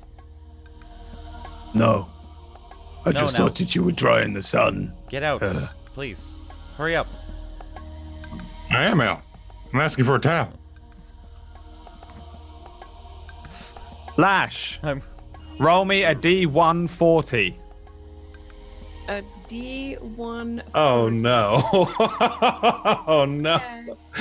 Lash, prepare to come back as like a kobold. Did we have to redo the art for the title screen and stuff? Yeah, definitely. Cat is in front of it. One moment, please. Hey. I was not expecting my conversation with those kids to go so long. I thought it would be like 2 minutes of small talk and then change scenes. Dude, and I ended up having to play out the whole conversation. Great. They were great.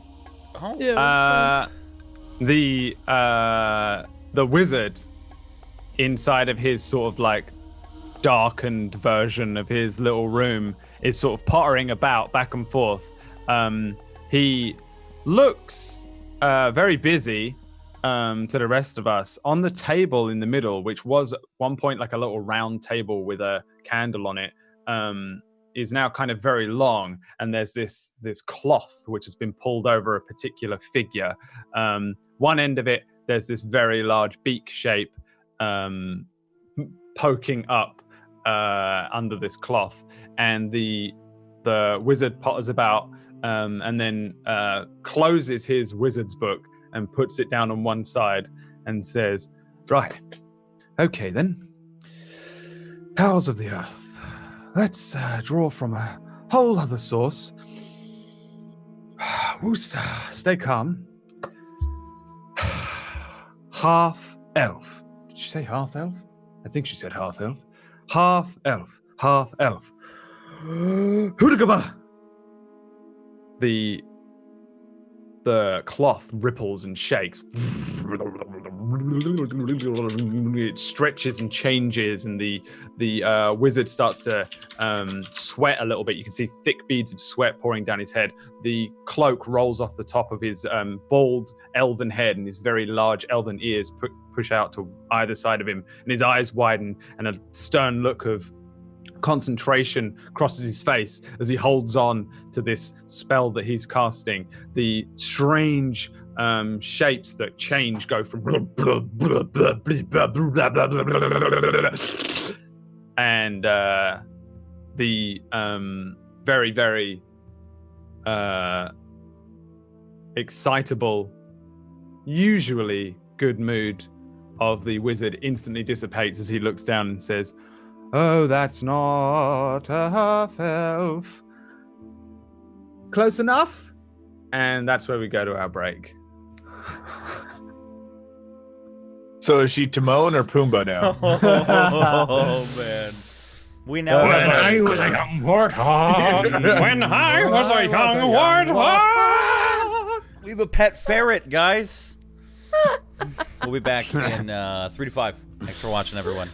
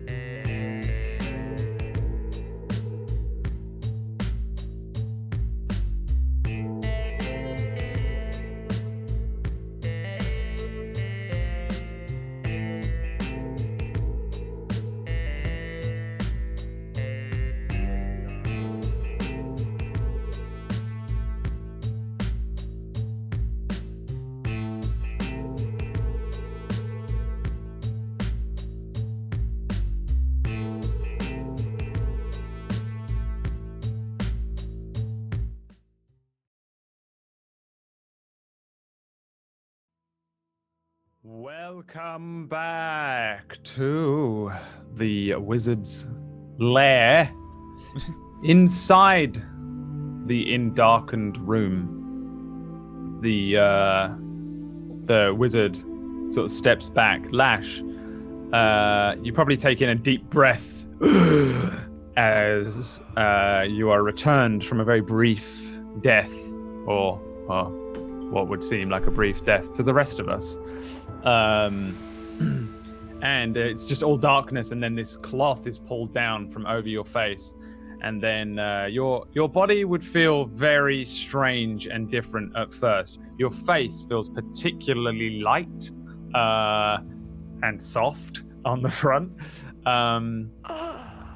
The larger form of Ergwin touches your shoulders, and then your hips, and then your toes. How does this feel? I can feel it. Oh, adorable. Even your voice has changed. Okay. Well, I'll let you keep this wrap for now.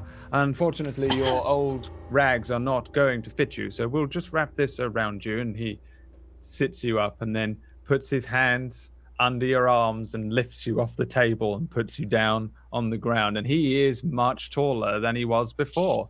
You look up at him and he says, on the plus side, you don't have a ginormous nose. That's what I was worried would happen. You go from bird to... but your feet are very hairy. Very hairy. Why are my feet hairy? I was aiming... Why are you so tall? For half elf. Unfortunately, we got halfling. I'm a halfling. On the plus side, it does appear that you are structurally a lightfoot halfling, which means that you're very quick, which is very useful for somebody in your profession, I'm sure. Nobody will know. I'm a halfling. Nobody will know it's you, of course. You are a halfling. A very beautiful, a very attractive, a very cute halfling. Would you like a mirror?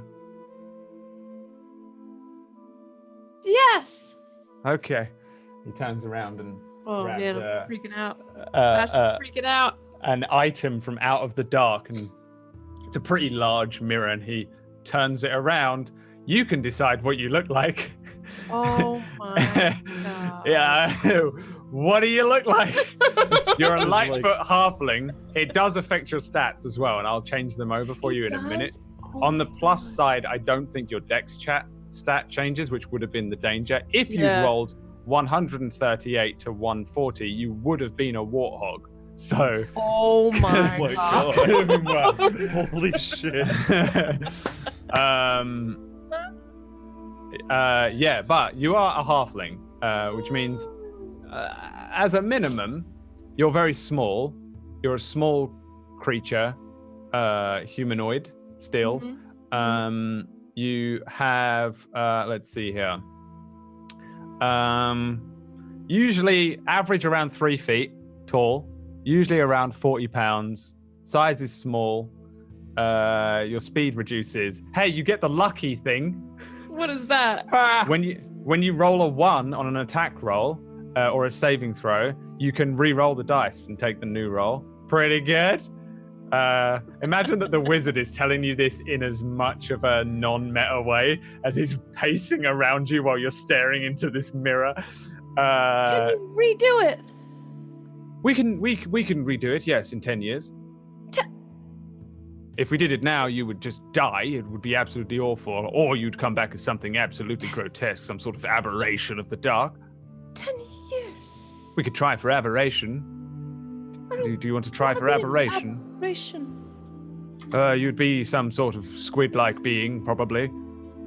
So you were saying I could pick what I look like. I'll look the same, just short. That same picture I linked you. So black hair, hazel eyes, pale, all the things. Yeah? Really short.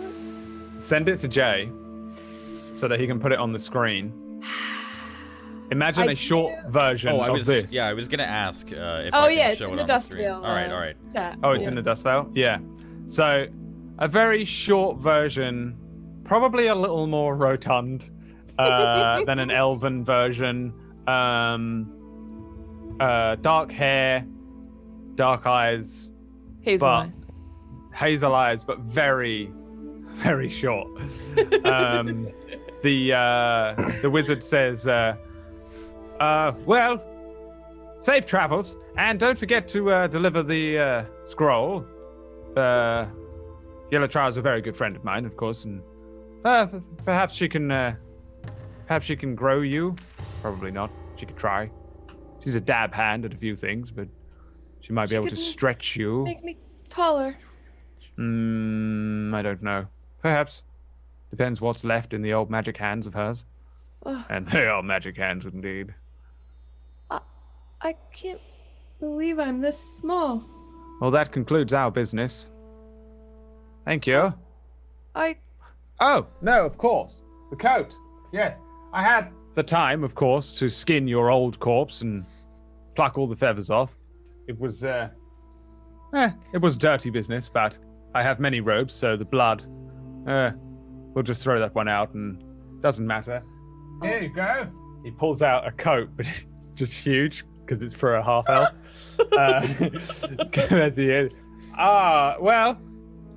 Well, there's very, very wonderful tailors in Lost Stone and Thin Dune. I'm sure you'd find somebody that can hem the edges. He puts it around you. Again, you don't have any clothes. All of your clothes are gone. He puts it around you. You just have a fucking like a bed sheet, and now this massive feather coat, like feather shawl, made of what is essentially your old skin, and he wraps it around you. It's nice looking. Like, he's done a pretty good job. It's definitely made with magic, not necessarily magical or anything, but he like places it on you and says, yes, this looks very nice. It's really brings out the hazel in your very tiny eyes. 10 You years. could still hide. You can still hide very well. Yeah, definitely. You'd probably hide between the legs of that big firbolg out there. You wanted? I'm just gonna wander out. I'm shocked. Absolutely wonderful doing business with you. Again, Yeah. I'll see you in perhaps 10 years. I'll probably be in Sin River. You find Sin River, I'll see you there. Can The you big do mage anything about the fur on my feet? Unfortunately not. But if you find another halfling, they'll probably find it quite attractive. They're a strange lot. Okay. You don't make much sound when you creep now. That's quite good. It'll help you out with that Oid fella, won't it? Well, Oid. Well, yes, doesn't he not want to eat you all? I'm pretty sure he wants to eat you all. And I'm stumbling out. So you step out in your tiny body with your coat and your bed sheet and probably your like pack of other stuff, which feels very big on you. Your little arms feel very different. Speaking would feel very strange. You don't so much mimic either, so you can't do all your mimicry things. Your mouth is all soft and blah, blah, blah. It feels like you've got slugs on your top beak and your lower beak. Blah, blah. And you like step down, and probably you get a little vertigo from the like 3 steps that take you back down to the ground, and you feel a little strange, and moving on your tiny legs feels a little odd, but for the most part, you don't feel like sick or anything. You don't get any of that reincarnation sickness or anything that some people get from the other types of resurrection. The door behind you closes, and the wizard sits down, and he waves his hand, and the room turns back to a version of what it looked like for Walter, though a little more run down, a little less sparkly and showy. and he sits at his table and, yes, I'm sure it'll all work out in the end. Well, off to work tomorrow. And then he walks towards the bed, and as he moves towards the bed, his robe falls off him, completely naked. He slips into his big, comfy-looking double bed. At the campfire, the rest of you Seriously, does anyone have any towels or anything? notice a version, just another person. Yeah, some other person approaching. Another person is approaching you from the other side of the of Yellow Rock. You've seen Loneheart and Skyseer and the twins Malkin and Yekwin, and one of you at least has seen Ergwin. But this bedraggled looking halfling is sort of like stumbling over towards you. The firelight is kind of dimly lighting them from afar, but they seem to have a strange coat on top of like a very long trailing out bedsheet, almost like a bride's gown, just like trailing behind them, dragging through the sand. Kind of like she's moving towards you, but she's not making much sound. These huge, grotesque, bulbous, hairy halfling feet hit the sand without making a single sound. Though, in terms of a halfling, she's probably pretty good looking. She's got like raven black hair, nice eyes, features all in place, and no giant bird-like nose or anything. Small, tiny little lips, but a forlorn expression on her face as this other person heads towards you. What do you guys want to do? Do we have to roll to recognize who this is? She's coming. She's coming out. There's a roll. Yeah. Same direction Lash came from. She's wearing the feathers and skin. she's walking out the same tent. I guess I probably am like currently washing that burn, or like not washing off a burn, but like cooling off my arm in the tub while Carlias is yelling for towels when she's approaching, and Raja's just gonna like mouth open, jaw drop, stand up straight, like withdraw his arm from the tub and just kind of be like dripping water. Wait, Carlias, did you get out of the tub already? I can't remember. He's standing in front of you like naked, like, well, I need a towel. Okay, I'm just looking over your shoulder now with just jaw dropped. All right, Roger. I put my hand on the side of his head and just kind of slowly push him out of the way and walk past him. I turn around and I now see you have like, hand covering. Just sorry, man. Hey, Walter, I really need a towel. I told you I can light you on fire to dry you. Okay, all right. I'll find something in the pack. All right, can you just illusion a barrier or something? Because this is. I'm gonna like, I'll grab like a set of like fine clothes for a half elf and throw them at you. It's just a long dress shirt. Just wear a long dress shirt. You're good. He just wraps it around him like a towel and is like red in the face, like. Sorry. Flash? I wanted to be a half elf. Wait, what? It's me. I had to change because everybody knows I'm the last Kenku, and I had to change, but I wanted to be a half elf. Now look at me. I'm so small. Wait, is her voice? I'm assuming your voice is the exact same. Yeah, is my voice? I'd say it would probably be different. Like, you have a whole different larynx. Yeah. Your mannerisms and stuff would be the same, but your voice would probably be like a little more pinched, a little more high pitched. It'd be close, but you know, some of your voice probably just comes from mimicry as a Kenku. Yeah, I as thought well, Kenku so- voices were almost entirely like recycled imitations of voices that they had heard anyway, because it was all I being think mimicked. some of it definitely would be. It would be really weird for you. It would be like that moment when that fucking cat in the Emperor's New Groove is like, "Is that my voice? Is that my voice?" I think you'd sound a little different. Can I insight check her? Or I'd like to insight check her.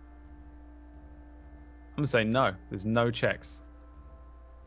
To see if she's lying about what she has said? Yeah. I'd say no. No, you have to look at Tuesday's camera and insight check IRL, just figure out if she's lying. Yeah. Well, I mean, Walter, I don't know if Walter would believe. Hi, it's me wearing the dead skin of your friend. I wanted to be a half-elf. Oh no. Like... All right, well, you'll just have to figure that out then. Raja will... First off, he'll drop down to one knee so they're talking at like eye level and say, "Is this why you wanted to come find the wizard?" Yes. Huh. But he messed it up. And now I'm really small. Well, who knows? If you want to stay out of sight, that might come in handy, right? Yeah, I suppose. He said I'm light on my feet now. But I always was. And he said something about being lucky but look at me!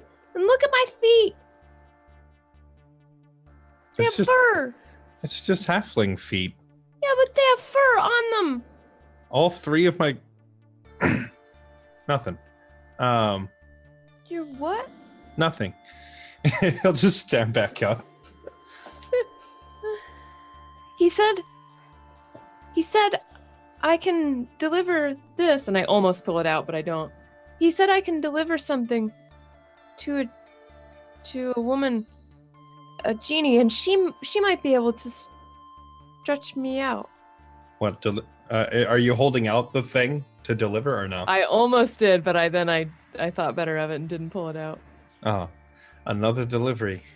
Between you and Walter, I'm going to be playing postman for the rest of my life. Is it at least on the way to... Yeah. Okay. The twins. Do you feel all right? Yeah. Twins are behind you all of a sudden. Lash.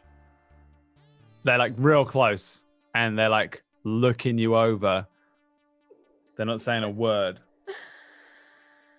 Just suddenly appear behind you and then on either side of you. Yeah, they like walk up and they're like... I'm gonna immediately just kind of grab the both of, or not grab the both of them, but put my hands on their shoulders and immediately just kind of start directing them away and saying, "She probably needs a minute, guys. She just got transformed." Hey, it went really well, didn't it? It went really well. Look, she's got all her arms. Tiny I am. All my arms. There was a chance of... Yeah, sometimes they come out with more.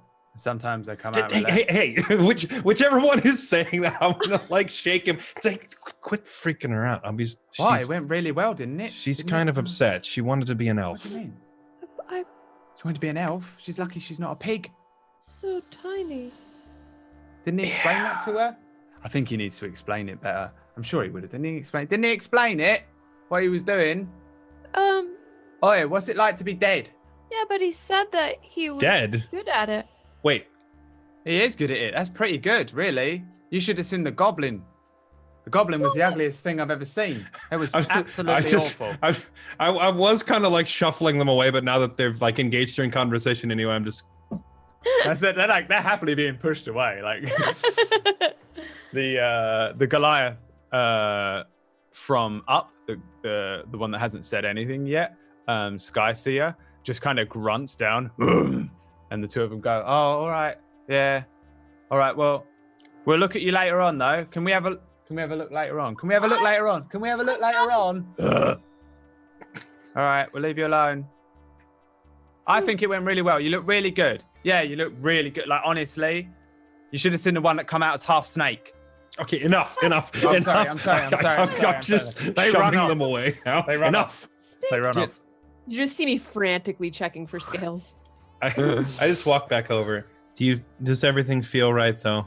Do you have like all of your appendages and such under that cloak? Different, but okay. All right.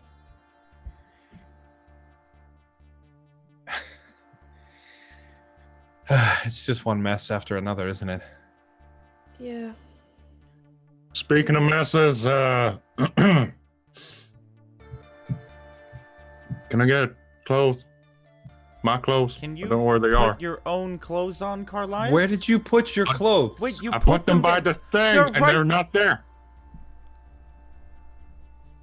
Who took his clothes? I didn't take his clothes. I didn't touch his clothes. Arden? Don't ask me. I'm blocking all of this out emotionally. Nothing is happening.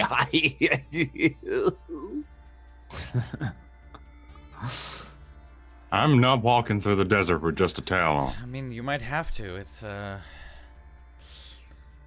we gotta, save the princess, Carlisle. You're gonna let. Oh yeah, I'm sure that'll be a great meeting. Clothes are gonna stop you from. Hi, saving Your her? Highness. I'm currently half naked because some idiot lost my clothes. Oh, Your Highness, I couldn't save you. I'm so sorry. I lost my clothes. While those two are rambling, I'm just gonna lean down and just kind of quietly ask Lash, none of your clothes fit now, do they? No, they don't. All I have is this cloak, but I just have a sheet. Yeah. We'll talk to the wizard in the morning. Do they even make clothes this small? I mean, yeah, for yes. kids. Not just for kids. Halflings have their whole own fashion sense, whatever. Remember Finrenna? Oh, Who? yeah, you weren't here. To Lash, like, change the question. You remember Finrenna? When he mentions Finrenna, I definitely perk up, like, oh, Yeah, remember? She had clothes and such that fit her properly and don't look like child's clothes.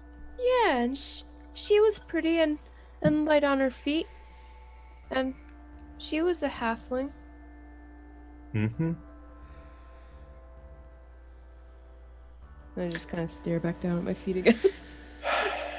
It's gonna take some getting used to, I know, and I'll kneel down again so I'm like at eye level with her and say it's gonna probably take some getting used to, but I think you'll like the new you. Just give it some time. Plus, I can't do this anymore. I'm doing the same thing I've done to her like 6 times now, where I slap her beak, except it's not there now. I can't do this anymore, so that's a plus, right? Yeah, I suppose that's good. And you'll blend right in. There's thousands of halflings in Dustvale. That's what you wanted, right? Blending in? It is. Maybe I'll like. You should have asked the wizard not to make you so gorgeous. Now you might not be able to blend in, and I'll stand back up. And probably for the first time ever, people see like bright red on my cheeks. That was never a thing before. Lash. Do you have that book still? I actually think that Raja has it on his person. Raja has it? Yeah. There's a reason that you can't make any checks, Walter. Walter comes over to you, Raja, and says, hello. Wait, Walter? Walter comes over to you and says, I wonder if I might be able to take a quick peruse at the book. Does he sound like that? He doesn't sound quite like Walter, but sounds something like that, yeah. I've been like a little mad at you for like 10 minutes.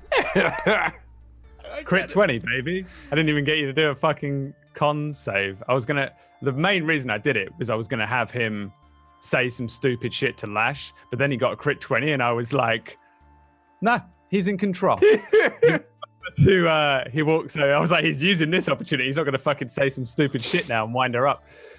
He says, yes, I would like, if you would not mind, my fine sir of the establishment of the Sandwalkers, to look at your wonderful tome of understanding. I feel like since Raja's been in this situation with Walter before, you absolutely may make an insight check. I was gonna ask if I need to even roll, or can I just say he would immediately know that's not Walter's voice and something's wrong. Give me an insight check, but the DC is pretty low. Okay. How low? Oh no. The form of Walter is like moving all weird, like that thing from Men in Black. From Men in The Black. farmer. The sugar in water guy. He looks uncomfortable, like he's like not quite. He's taking like his legs are like hitting the ground too early, where he's maybe a little taller than he expects to be, and something is fucking wrong. Like it's probably that you're aware of what's kind of going on with Walter, and that this Balgaresh person is somewhere in and around him, being so close to spirit stuff. You're pretty sure that Walter has taken a back seat for a moment while this thing is there. Okay. Balgaresh pretty much driving the car. So he's asking for the book while I'm trying to talk to Lash, and I feel like Roger just immediately knows what's wrong but doesn't want to say it in front of everyone. So he'll just kind of look over at the Loneheart and say, I don't suppose you have any clothes that would fit her. Can you get her like a private sleeping quarters at the very least while she gets used to the whole transformation thing? Walter, listen, I've been reading that book like before Loneheart answers. I'm not waiting for him to answer, just turning like mid-sentence and saying, Walter, actually I've been reading the book and there's a couple passages that really had me stumped. I want you to take a look at them. Let's go outside. And I'm gonna start leading him away from the campfire.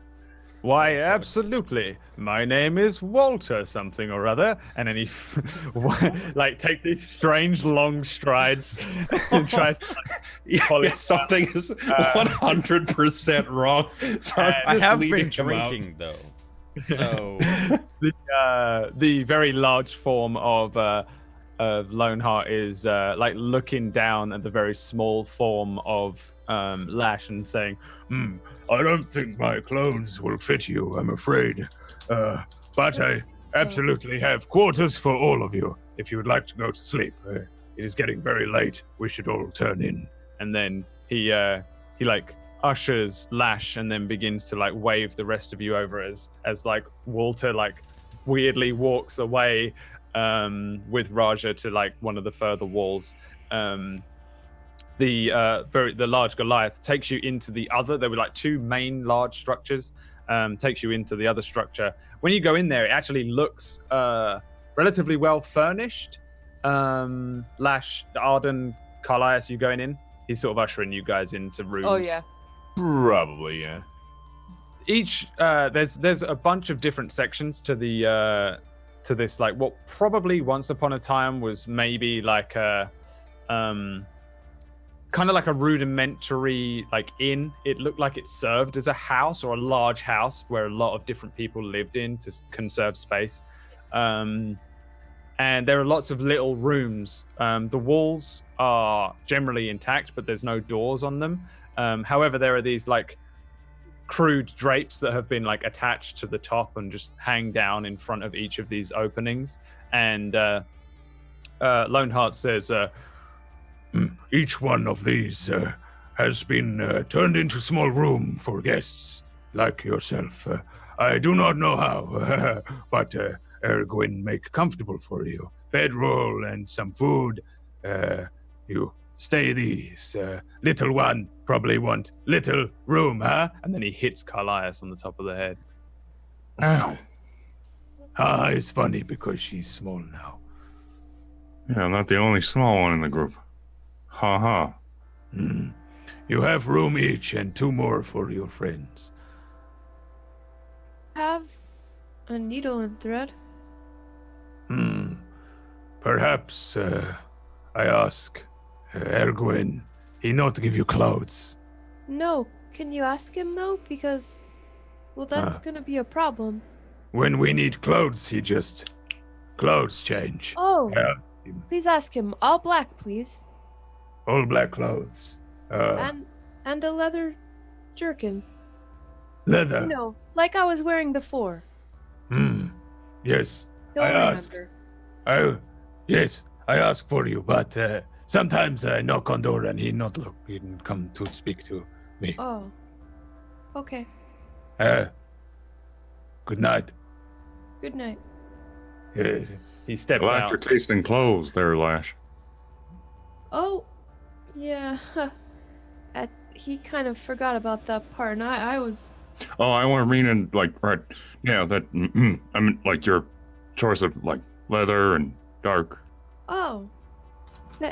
Thanks. I'm a fan of leather myself, but not like that. No, not like that. Oh God, I'm sorry. I'll let you get to rest. Good night. Yeah. Good night then. So, Kitty, do you think we have to give her like a little person's name now, or just is she still Lash? Lash, are you changing your name too now that you've put on a different shirt? Nope, still Lash. Okay. Kitty, she says no, but I think we give her a nickname anyway. And I'll just walk into my room. The kitten follows you in and curls up. If you had rolled 118 to 121, by the way, Kitty would have walked in to the room with the wizard, and like the fucking scene from The Fly, you would have turned into a tabaxi. Oh my god. I would have been mad about that.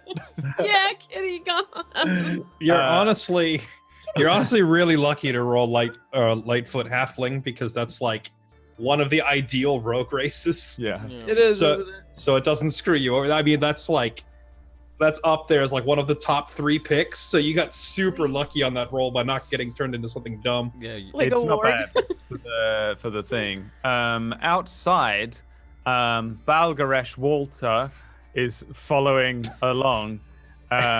You can probably speak to Balgaresh in his head, and he's probably, as he's following, saying, "Listen, I didn't know this was going to happen, all right? Yeah, well, I just thought I'd say something fucking stupid. Now you have to. The listen. bird, I thought it'd be funny if I just said something dumb. And now you see what's and happening. then I can move my hands. Yeah. So, if you don't mind, I'll take this opportunity to get us that book, because I think I can sweet talk him a bit better. You're not very charismatic. Trust me. I know how to get around a sandwalker. I've killed a few. Right, listen. You know what? Actually, okay, no, I'm down for this. Okay. Hello there. My name is Walter. Okay, no, you're not doing it right, though. You're not doing it right. You have to. My father was an elf. Okay, not, so that's not. That's Walter, you're are you actually all right? blowing it. You're blowing it for us now. The It is- other races. I was absolutely Walter. on board until you, Yes. Raja, Walter, Raja just hello. punch Are you me okay? in the face My or name something. is Walter. No, Balgaresh, listen, you're not. How can I help you? What are you doing with your voice? Why are you You're doing that with your talking. voice? You're talking really You're slow. And I don't talk in I was slow just motion. wondering anything, if you're I speak okay. faster than normal. Why are you doing that? Well, listen to me, right? You shut the mouth. No. This is exactly what you did to me. See, now you understand. This is why you stop talking when I'm Yeah, talking. but it's bloody annoying. Yeah, He well, says exactly. I mean, Masha now has his arms folded. and I am nobility. I think that's you've why already I blown it. speak He with knows. my He clipped knows. accent. You've quite And I- literally quick question, chosen Brad. one of my closest Did companions. when he turned and started yelling at Walter to shut up, did he say that out loud? Because Yeah, okay, It's- because I know he doesn't have the practice that Walter This has. is my closest companion, and he knows everything. You've literally chosen the worst person to slip Okay, up. cool. Right, So what quick, did you want to take talk me out about? to a Fireball. No. Fireball. Oh. Fireball. Fuck. Do I have Say to what now? cast it? No, Oh, okay. Is he trying to he's trying to cast fireball on me? he's just shouting Fireball. He doesn't know how to cast Fireball. Not that good. What are you doing? All right, listen to me. All right, I didn't meet you, but I'm wearing your mate's skin. So hand over the book, or I'm gonna fireball you to death. You can't actually do that. Or maybe you can. Go I don't know. ahead. Go ahead and fireball me. All right, listen. You ain't gonna hurt me because you'll be hurting your mate. Okay. Try me. So, He's actually killed me once. well, We had that's to exercise you a said far he's your worse friend. spirit than you. You So, said he no. was your friend. He is. Listen, He he's is. talking to me Yeah. in our head, Yeah, it's and he's weird, saying huh? that you killed him, and that's not fair. And I Yeah. think you owe him a gift. You're right.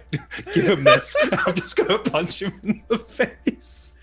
You hit Balgaresh Walter, and just boom, he comes back. Walter, you are now in control. Balgaresh is saying, "Oi, that hurt. thanks. Oi, that hurt. Okay. Oi, All right. rubbish." Oh. Sorry. Won't happen again. And I'm just walking. I'm immediately like walking back. Thanks. Yep.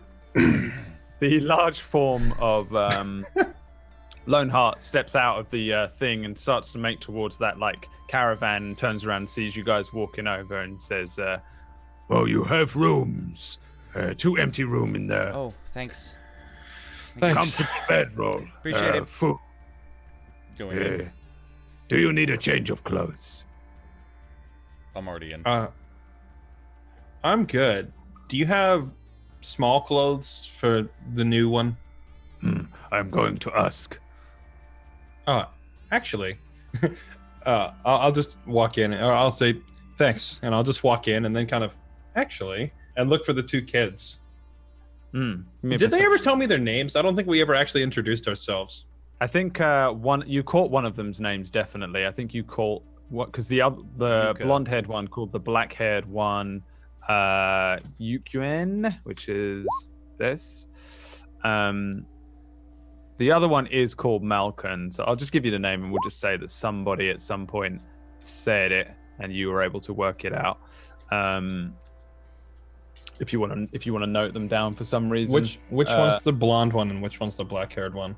Blonde hair is Malcolm, and Yekyun is black hair.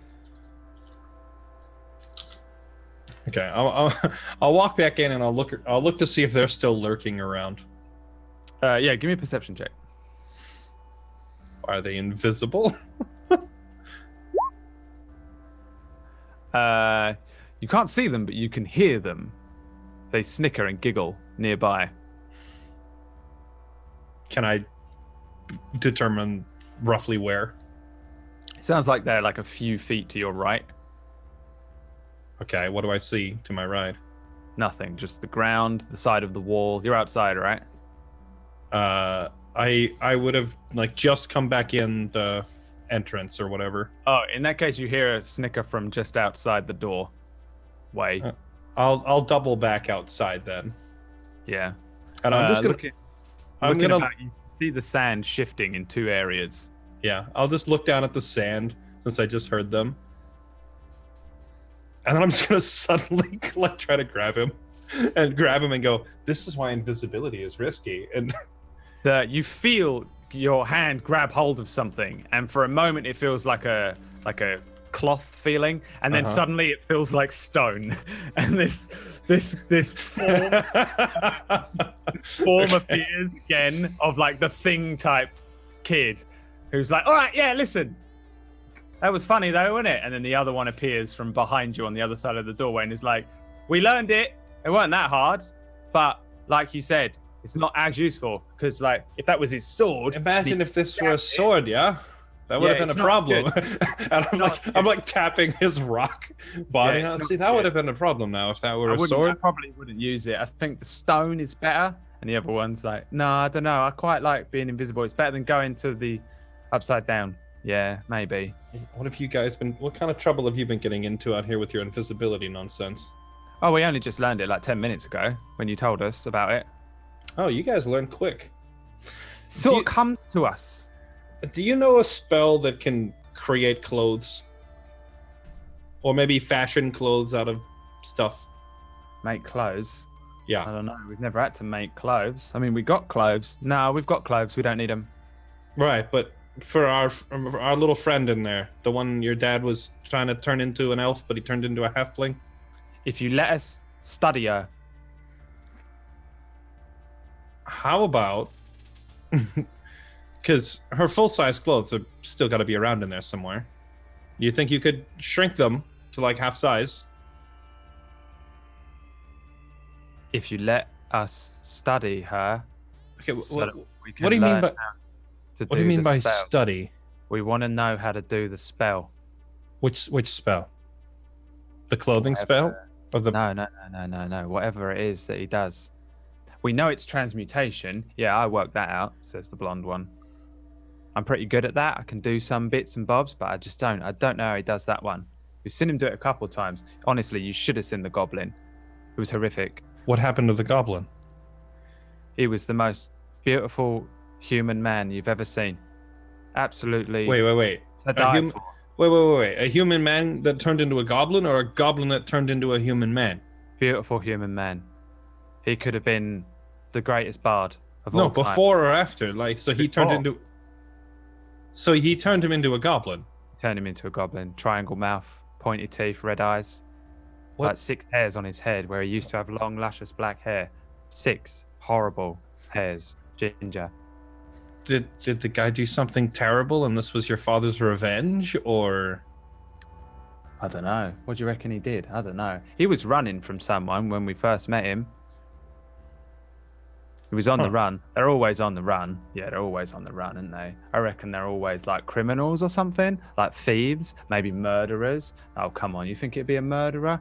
Well, they got to pay. They always pay up. Yeah. Murderer. He was a murderer. Yeah, he was a murderer. Right. He probably deserved it then. Maybe. Turn him into a nasty goblin. By accident. Who did she kill? Who was it? Oh, she's a thief, not a murderer. Oh. What's she steal? Gold, Lives. mostly. Oh. Yeah, No nothing exciting, just money.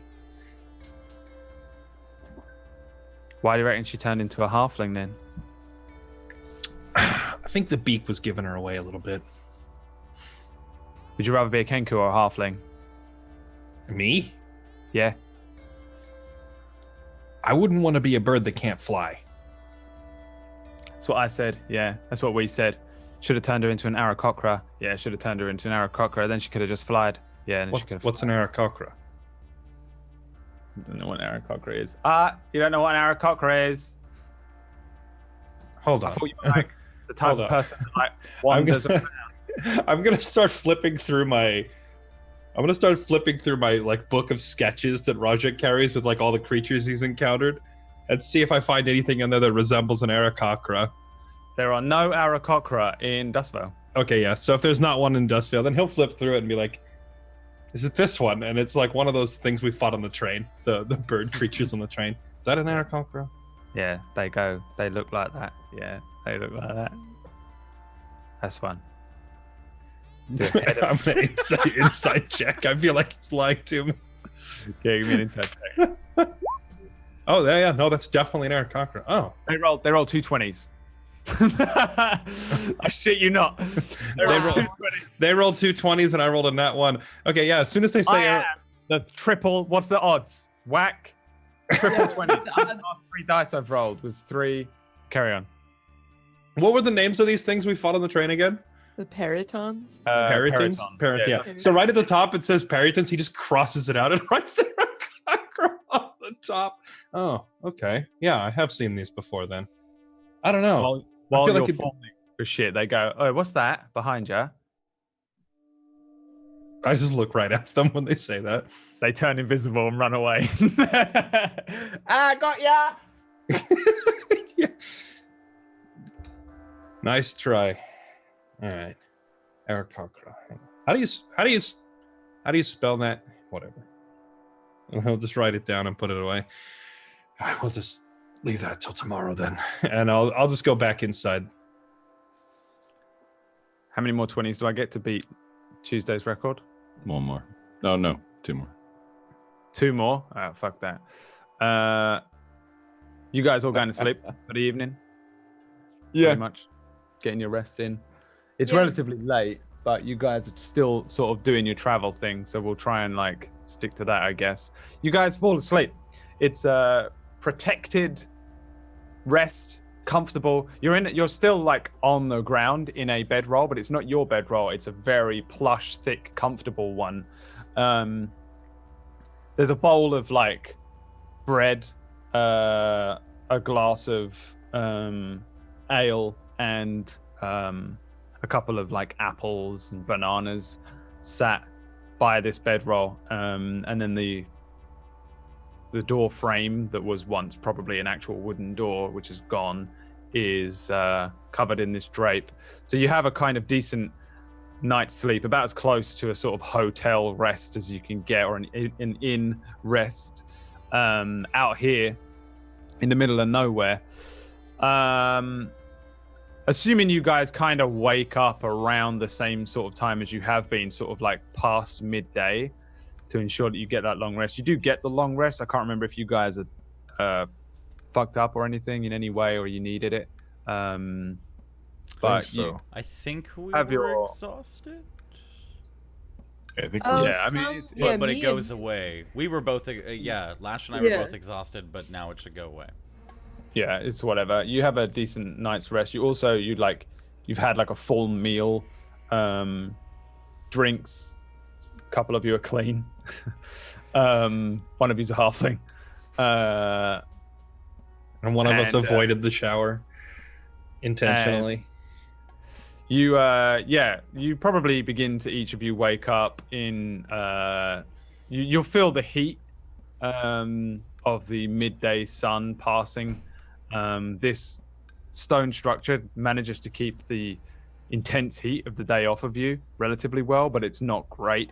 You'll start to feel very hot as midday comes and goes, and then by the time you wake up,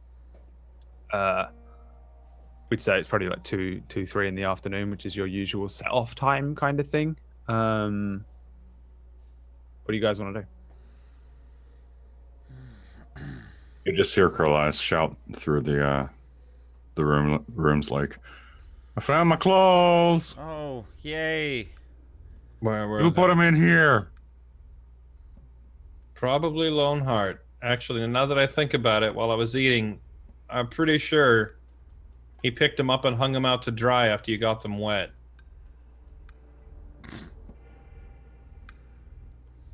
I should probably thank him. Yep. Probably. I gotta find Loneheart. He said he was gonna ask Ergwin to make me some clothes. Yeah, do you guys That think is- Ergwin is still here? Hope so. I'm staying away from Lash as much as possible. Okay. I'm gonna. It goes against God. Can I scurry up to his tent, just kind of like half put on my clothes, grab something from my pack, and run up there? To the To caravan his, outside? yeah, just give it a knock. Yeah, you like bust outside. Caravan's gone. No sign of 2 kids. No sign of Goliaths. There are a set of wheel tracks that lead off pretty much in the direction that you came from. Well, never mind. There is a box there.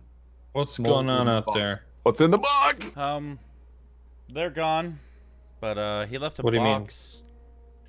I'm just gonna Let like go. open up the tent and go, wait, what the? I'm gonna open the box. Hold up. Wait, is it big, small? Very small. Okay. Like Oh, I just. like the size of a backpack, maybe. Okay. I'm gonna. It's sealed. Pry it open. Pop it open. What it would look like would be very odd to you. What it would look like to us in the real world is like a gift box with like a wooden thing that goes over the top. That's just slightly too large for the base portion. Yeah. It's made of like very thin wood, and it's very light in terms of the box itself and the lid. But you can just lift the top off. It's not like a chest or I'm gonna, anything like you've come across one before. It's a finger. weird. Just. Is it also wrapped in Lash's skin, or is that just? It is, yes. Inside is Lovely. Lash's old head. Get in. This is not a Call of Cthulhu That would be campaign. so good. Inside is a scroll. On the scroll, it says Lash, and there are a set of clothes, black in color, quite small looking. Yeah, Pick that's it. him up. And Lash. Did Here. he leave clothes? Yeah. Here's your box. Oh, thank you. I'm gonna run back to the my room and put these on. And Yeah. I assume when I'm putting these on, or before then, I might notice the scroll. Can I? So it just says for Lash. Mm-hmm. I'm gonna open it. It's just a like ripped piece of parchment. Looks like it was just torn off the side of a larger piece, and then like scribbled something on it, rolled up, sealed, and then with your name on top. It says, compliments of your service, and remember to deliver the scroll to Yelatra, and also remember she doesn't cast wishes. All the best. See you in Sin River. She doesn't cast wishes. Oh, and he also said don't tell her where this scroll came. And I'm just gonna sigh as I'm putting on my new clothes. Do they fit okay? They fit perfectly. Nice. All black. They would probably be. They're very comfortable fitting like traveling clothes more than anything. But in the fact that they're dyed black and they fit you so well, they're like tailored. They would probably class as like fine clothes. They're really nice, tailored, but basic travel wear. But sort of form-fitting for a rogue, a bit like what the ninjas wear. Sure. Just So dark cloth, pretty at this plain. point, you'll see me take out my sharpest dagger, which will probably not be the sacrificial one, because I assume that's ornamental, but one of my actual like hip daggers, and I'm going to cut my feather cloak down to a length that would actually work for my new body. Are you proficient in tailoring? No, not likely. All right, roll me a d20. Oh no. I can probably do it for you. Oh no. From inside the Lash's room, they're just hacking away. From underneath that like flap of drapery, there's just a few feathers of black just fire out and just roll and land on the ground. You hack this thing apart. It is slightly smaller. It's not hemmed or anything. It's just had multiple inches hacked off of it awkwardly. Just literally as bad as you could imagine if someone just took a pair of jeans and just like cut the bottom off and was like, "That'll do, hey!" Like all the thread has come away at the bottom and on the sleeves and stuff. In terms of size, it fits you better, but it's just the edges. It's awful. It's an awful job. Plunk down on my Lash? butt. Are you all right? Yes. Feathers and stuff coming up under your. I think I ruined it. Did the spell get undone? Are you any good at tailoring? No. Is she a bird again? No, I just tried to make this shorter, and it was beautiful, and now it's not. Is anyone good at tailoring? Not really. Arden, you made disguises before. Can you Oh yeah. You adjust her clothes, maybe? Don't even finish that sentence. Of course I can. Sweetie, come here. Give this to me. And I'm gonna walk over and hand it to him. Now watch me work my magic. Do you have a tailoring proficiency? Nope. Do you have something? Okay, then. Give me a d20. There's nothing left.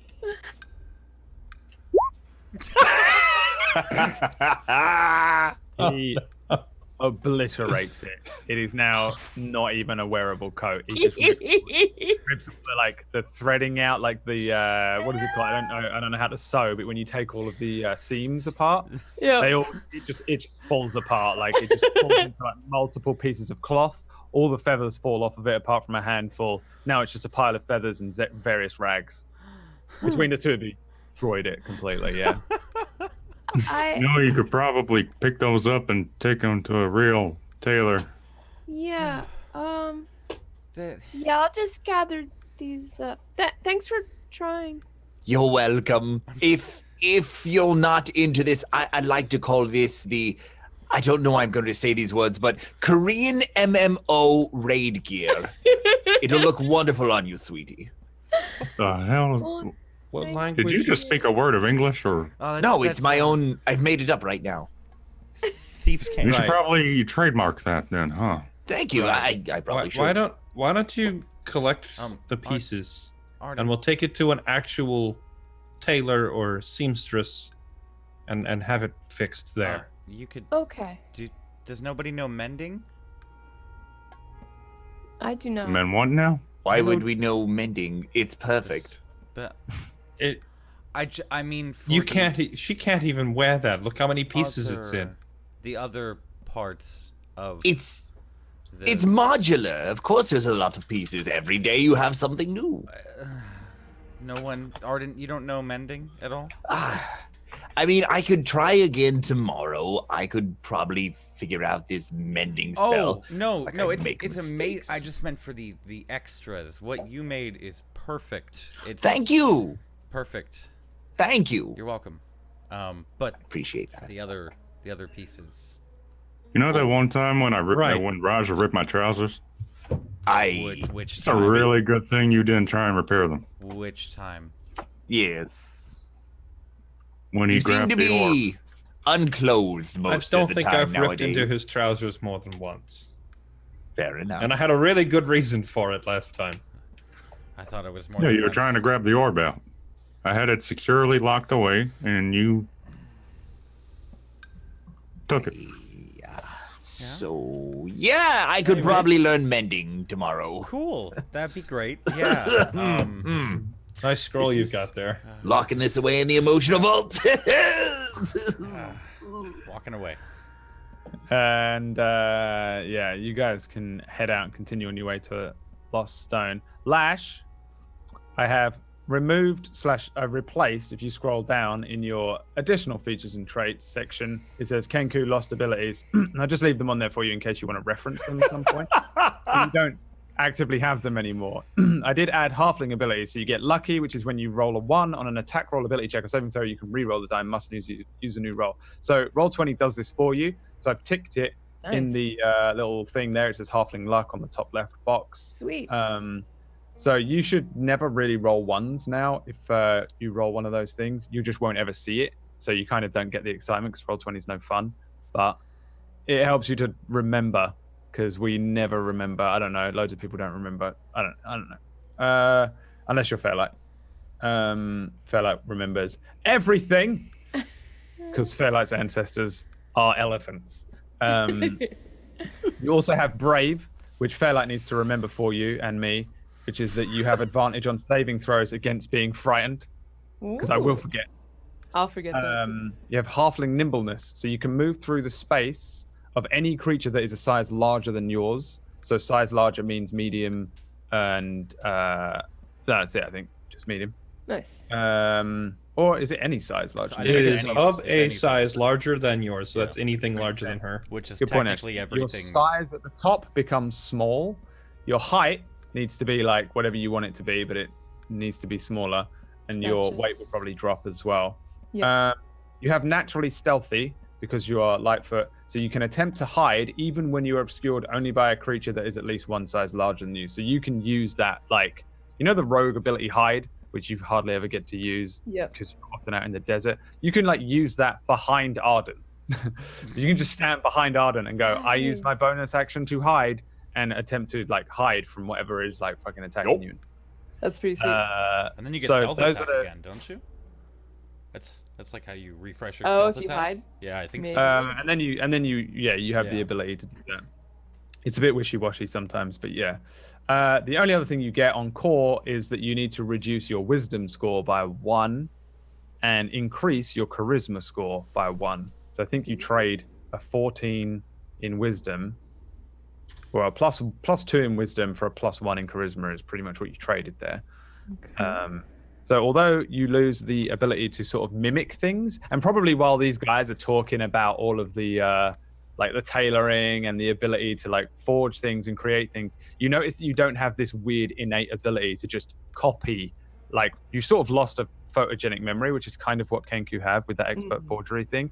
You sort of don't have the ability to just very quickly recall things that you've seen. It's kind of probably going to feel a little of a dissonance somewhat. And of course, you lose the ability to just instantly mimic. All you have is just your voice. It's just this one voice. It doesn't change. It's just weird. Yeah. And you can't very easily copy people. That being said, you are relatively charismatic, or you're a little more charismatic in this form, and that can be up to whatever you want it to be. But you lose a little of that animalistic wisdom. Wisdom in D&D isn't as much like wisdom as it is for a human, which is usually like life experience, and that it's like feral intuition, like your natural instincts kind of thing. You lose a little of that animalistic instinct, and it's replaced with like I assume halflings get this because they're cute and nice, to be honest. That's why they get that charisma boost. And I've always assumed that's why you get it. So you get a little bit of an external boost of charisma from other people. They like the look of you a little more, I guess. And that is the things that mechanically change for you. I'm not gonna. You don't change any like of your other stuff. Oh wait, your speed changes, doesn't it? You now with your tiny little legs can only move 25 feet. Oh no. And I think that's it. So you can change your physical things, how you look and stuff. Like I'll leave it up to you. Does she get to keep her Kenku proficiency in deception? She gets to keep that, yeah, because that's Kenku training.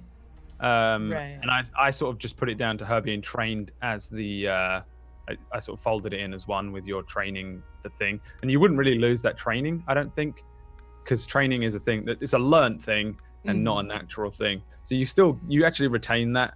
I think is fair, because you were still trained by Kenku. Okay. You're still a sort of a Kenku at heart. I'm watching that show Altered Carbon right now, and this is what it is. So I'm like well up for this. It's about this fucking dude in the future who you can switch bodies because you just download your personality into a thing in your neck, and then you just re-download it into someone else, kind of thing, to simplify it. It's this. That's amazing.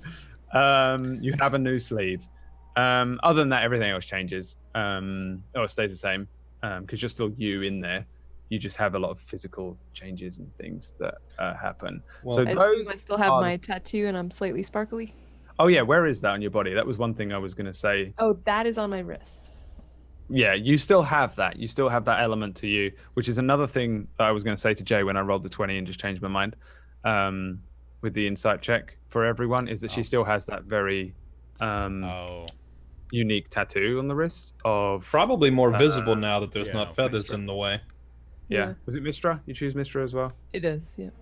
Yeah. So you have that same tattoo as almost everyone else. No. Walter still wouldn't know because he wasn't there for any of that. So. Oh, I just thought he. Didn't we have a conversation about that? Yeah, I thought you all talked about it. I don't. The whole speaking. Well, to the he could have gods seen. thing. I just don't. He's probably I don't seen the remember, tattoos regardless, even if he doesn't know what. You know, hey, look at it. But I mean, yeah. Well, yeah. I was going to say he's probably at least seen the tattoos, even if we've never really like filled him in specifically on what they are. Yeah. Sure. You didn't Carlias show someone? I remember at one point he pulled down his shirt to show you someone. Showed me, yeah, but Miami Blossom. I was also going to say welcome Tuesday to the attack with advantage. Hide behind a teammate at the end of your turn. Attack with advantage again. Hide behind a teammate at the end of your turn. Attack with advantage every single turn. Master race that is halfling. Kenku make good rogues, but Lightfoot halflings are broken rogues. Really, it's gonna be fun until you die of the horrendous disease that you get from reincarnation at the bottom. Do you guys want to do your last couple days of journeying north to Lost Stone? Might as well. Sure. Yeah. Yep. So you guys are can we just take a second to appreciate the fact that we now have a brave halfling with a ring of invisibility traveling with a party of adventurers. Oh my god! An unexpected journey. Yeah. There was a moment when I almost had the fucking wizard when you pulled the ring out do the Bilbo like. Yeah. He doesn't actually The care about irony it. is I'm listening to the Hobbit audiobook right now. Ring. Well, not like right now, Yeah. but when I go to sleep. I should have fucked with you and had him just pick it up and be like, "It's the One Ring." No, it's rubbish. Yeah, there we go. You are Not the even halfling. intentional. That's amazing. All right, so same travel rules. You guys pretty much need to head north. Again, this area is a lot more rocky. It's more like that that sort of Grand Canyon-esque rocky, redstone, mountainous, crumbly, bouldery area than it is the sands of like the Sahara that you've sort of been traveling through mostly. This area pretty much all the way up here, all of this whole northeastern area is very flat, not very sandy, just rocky, quite difficult, probably more difficult than sand to move across because it goes up and down and there are crevices and there are holes and there are cave systems that lead deep underground into this mountain system to the north of where you are. So that's what you're moving across now. It's pretty much just as difficult to find food and water as it was before. It's just the actual terrain is slightly different underfoot. Let's see here. So, God, I've got so much shit for these last few episodes. Here we go. So the group need to pick navigators, scouts, and foragers for this first day. And we'll assume again that you're moving out at like 3 in the afternoon. Sure. And traveling across. So who wants to do the navigation? Because you guys messed with this a couple times. I don't know if you want to continue. Your water skins will be filled as well. Probably from Arden and this. I then. Didn't Raja take that on the last I one? did on When like we the were a last day day away. to make sure that we all weren't gonna die. Yeah. Yeah. But we're not. Well, then like, you should probably continue that then. All right. Well, I mean, the only reason we did that is because we were within like one more space of the Yeah. destination. I mean, It's like a so it- final sprint. And So you're- it didn't matter if we ran out of water. we can double time it again if you guys want to do that. Do you guys want? Yeah, we could double time. We could double time it Yeah. to Lost Stone then. I'll do the scouting. And then Carlias and Arden and I, we do water. All right. Yeah. Well, actually, we probably don't even need scouting. We're just going into the town. You could help me navigate just in case. Sure.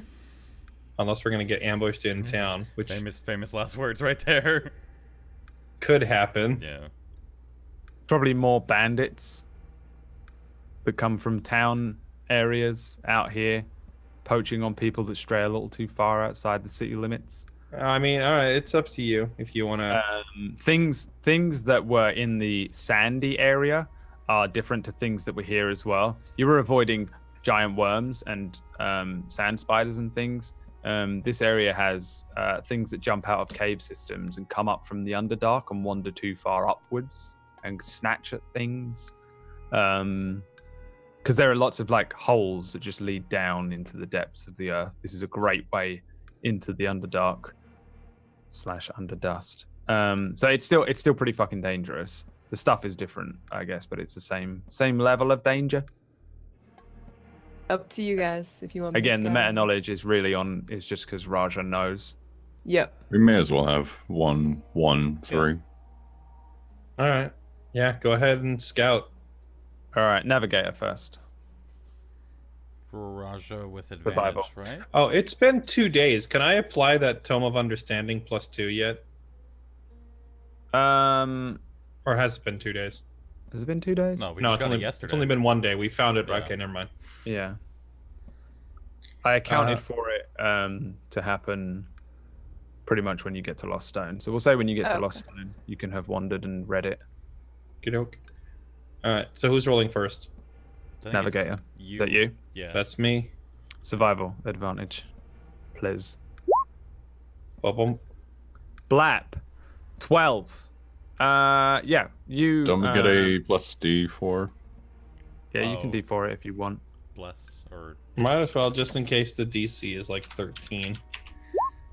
There we go. 14. Yeah, you're heading north. It's pretty simple. The land is a a little different than moving across the sands, whereas everywhere looked kind of just a flat copy paste of blue sky, yellow sands. Here there are like various like mountainous lumps and giant boulders to maneuver around. But in terms of moving north, although you have to do a lot of snaking around things, you can still keep the party heading north relatively easily.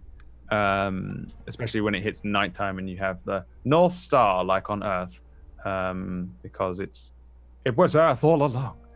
I was going to do that with Fractured Worlds, just have them find a weird Earth relic from hundreds and thousands of years ago. Such a TV. An iPhone 5. Yeah. Scouters, can you give me some perception checks, please? Spoilers. It's over 9,000. Yeah. Is it just you? Yeah, it's just Lash. Yeah, Carlisle is doing the water. Oh, okay. Lash. I forgot to roll. Hey, you maneuver the group to an area and maybe usher Raja over to a strange-looking cave system.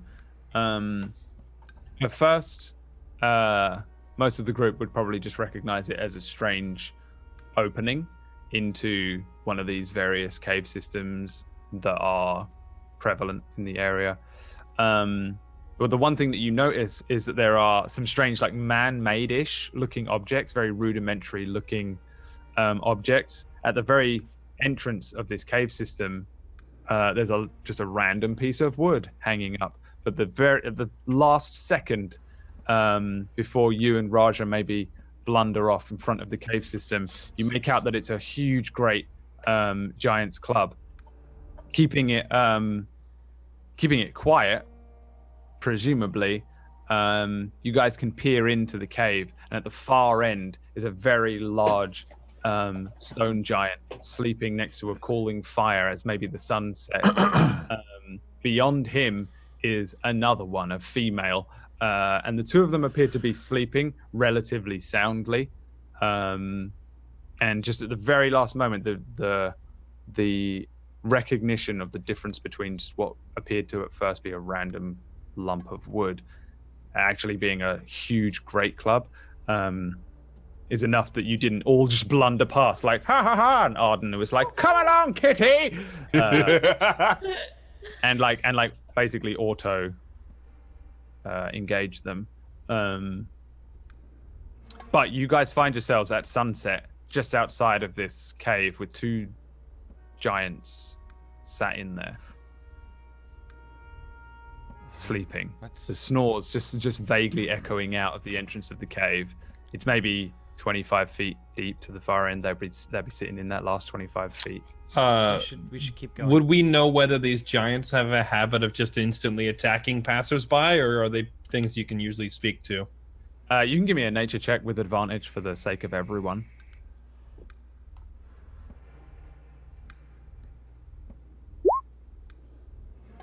These are stone giants. They're pretty difficult to make out even in the cave. Their skin matches perfectly to the deep red of the stone and rocks of the area.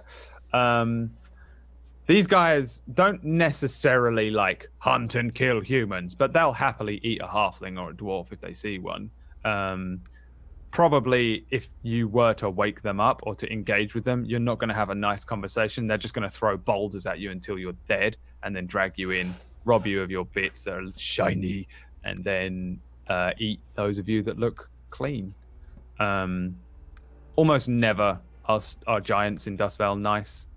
They're very dumb, all of them. There's really not much of the same giant hierarchy that there is in like Storm Kings, where they're quite intelligent, even up to like cloud giants and things. They're almost all dumb and have the same reaction of just kill and eat. And they're like Neanderthals or something. They're like cavemen, especially stone giants and hill giants. We should. I can't remember what your initial question was, but I hope that answers it. Yeah, I think that covered it. Basically, there's no point trying to talk to them, pretty much. You got a crit, So I just gave you all the information that I have on giants in Dustwell. All right. So basically, don't waste time trying to talk to them. Is what you're telling Probably me. not worth trying to talk to them. Yeah. Is the whole group here, or is it just me and Lash? That's up to you. I figured You we were all there. Yeah. Like kind of discussing. Yeah, you can all be like you've seen it. You and Lash have like peered in and crept back, and you're like a few paces away from the entrance, whispering to one another. It's a pair of stone giants. We either avoid them or kill them. Although, they might have some goodies packed away in there. They sometimes attack passersby and take their stuff. I think we should go. I don't trust it. You're right. Yeah, but we should definitely go. Don't exactly have that many bullets remaining, so. After Lash and I go in and see what these guys have. I have a bad feeling about this. Same. Raja is casting Pass Without Trace without really waiting to hear what Walter thinks, and this sand around them starts swirling for a second and eliminating any footprints and such that we're leaving behind. Let's go. And I'm just like, I'm like pulling Lash by the shoulder, and we're going into the cave. As they're walking in, Carlisle's gonna say to Walter, "How much you want to bet that they're gonna wake him up?" We're not gonna wake him up. I got a silver. Sure. All right. Just you want to get ready with the haste. Yep. And I'll reload my gun. Oh yeah. Yeah, give me 2 stealth checks. 30. 22. And 22. You creep in, both of you creep into the opening of this cave. There's a moment where Lash, maybe you like crunch a stone, a little unsure of your new little halfling legs underfoot, and a stone crunches against another stone. It makes a relatively loud sound, but not loud enough to wake these guys up, though it's a little close, a little too close for comfort as you step in, cursing your new and odd body. Luckily you don't wake them up. The giants are done, huh, Walter? Give me some perception or investigation checks, see if you can like see anything here. You see that there is not much of worth like open and around here. You see all sorts of varied bones, and like there's a strange smell of like cooked flesh of something odd. As you move a little further in, you probably are able to work out that the in fact, give me nature checks. This is why we have dice rolls in the game. You had to make us roll. You had to make us roll int, didn't you? Large bones exist, sitting around this campfire. Whatever they've eaten was pretty big, and then pushing a little further in, beyond the second stone giant, with one being closer to the entrance, then a fire, then the second. You see beyond it that there's a set of like discarded clothes that look like they would fit maybe a human or an elf or somebody of like medium humanoid size. A set of robes, a hat similar to that which Carlias used to wear, a little more wide-brimmed, closer to like the farmer's wide-brimmed hat than the like cool dude cowboy hat, but still it's one of those wide-brimmed hats that you get. And then just a pile of discarded clothes with one side of them particularly bloodied. Underneath, one giant fat leg of the female stone giant is a backpack under the crook of the knee. That's all you see. Lots of bones, a horrible smell, more bones, some bloodied stuff. A backpack, huh? A backpack. I'm gonna take the hat Is it covered in like blood or anything nasty, or is the hat clean? The hat is in pristine. This is a brand new hat. This was bought like recently and must have flown off the top of this person while he was being bludgeoned to death. Sweet. I'll put the brand new hat on, and then it's pretty clean. And then walk over. And there's nothing else of interest that I can see anywhere in the room. Or in the cavern. There's a great club. There's a set of random rocks, and just a horrible stench coming not just from the walls, as if something was cooked in here recently, vaguely cooked, but also just from these two horrible, giant, great, disgusting stone giants. I guess I'll like look under the clothes real quick to make sure that, oh hey, look, a giant bag of gold or anything like. As long as there's nothing like that under there, then I'll go look at the backpack. Is it possible for me to like open the backpack and look inside it without having to dislodge the giant's leg? Let's see. The backpack is with the flap end at the top of the satchel is under like the thigh of the leg. There's a slight crook in the knee before the bottom half of the leg comes down on the bottom end of the satchel. Basically, very much no. You kind of feel like you either going to have to like pull the thing out or find some other way. You couldn't just open it easily. Okay. I'll be up there checking it out too, and I won't say anything, but I'll pull one of my daggers out and like make a sawing motion, like. Oh, you mean like cut the bag loose? Or cut it open. I'm gonna give it like not enough of a tug to disturb this creature, just like a very gentle one to see if there's any kind of give with it at all. On the satchel? Yeah, it's like if I grab the satchel and just apply like a tiny bit of pressure, is there any kind of give at all, or is it like completely jammed in here? Just so that you don't somehow completely fuck it up, roll me a stealth check. Okay. Or a sleight of hand. But stealth will probably be the best one to go with here. Plus the 10 on that, or? You're like, yeah, that'll be a 31. You give it a little tug. As soon as you feel it, you're like, this is pretty locked in. The thigh end that's sitting over the top of the satchel is very much wedging the top of it down. Okay. If the giant lifted her leg like an inch, you'd be able to easily like whip it out, but without making it very obvious, unless she's in an extremely deep sleep, there's no give basically. I'm like looking at the thigh, thinking, just a quick little poke right here. She just lift her leg up, we grab it and run. I'll just look back at Lash and nod, like, yeah, go ahead. Okay. And then I'll hold the fabric of the satchel taut so that she can try to saw it open or whatever she's about to do. Yeah, I'm gonna try to. I assume it's leather, or are we lucky and it's some kind of burlap?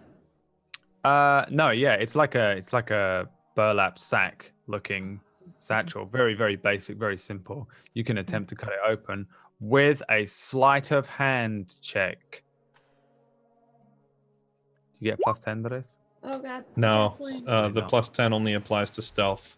Do I get 1d4? You can't use the 1d4 because Arden's not in here casting oh, got you, bless. Okay. guidance on us. I was thinking I was able to use that. You can see it. As you cut the side of the satchel open, there's something of weight that sits at the bottom end that begins to move. And although you're cutting through the bag very quietly, the thing inside the bag makes a kind of like obvious noise and motion and bulges a little too close to the edge of the bag. You hear what sounds like two glass objects inside moving, like they're pushing on this side of the bag. Yeah, I'm gonna immediately just crimp it shut as soon as it starts doing that. Just kind of look at Lash. How loud was it? Not loud enough that it's woken anything up, but if you make the hole any bigger, then these things might spill out or make a noise without you being able to control their okay Sent out of this side of the bag. Okay, so like I'm just keeping my left hand like clamping shut the cut that she just made on it. Hmm. Can I want to just like open it a little bit and try to like figure out what the heck I'm looking at? Yeah, you just give me an intelligence check or an investigation check.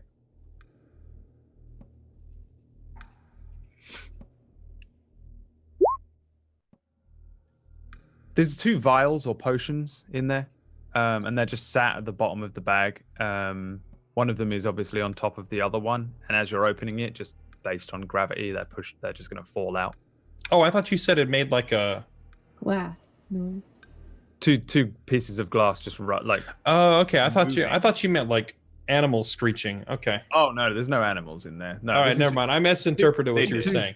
In that case, he's not frantically pinching it shut. I thought you were saying it was like a cat trying to get out of the bag, literally. That would be no. Okay. Just 2 glass objects pushing against each other. Are the glass vials pinched in place, or can I like slide them out? You can give me a sleight of hand check to find out. Wish me luck. Here we go. Yeah, 1 slides out, holding the top of the bag, keeping the other one there. Give me another sleight of hand check. I'll hand that one off to Lash. Okay. I got this.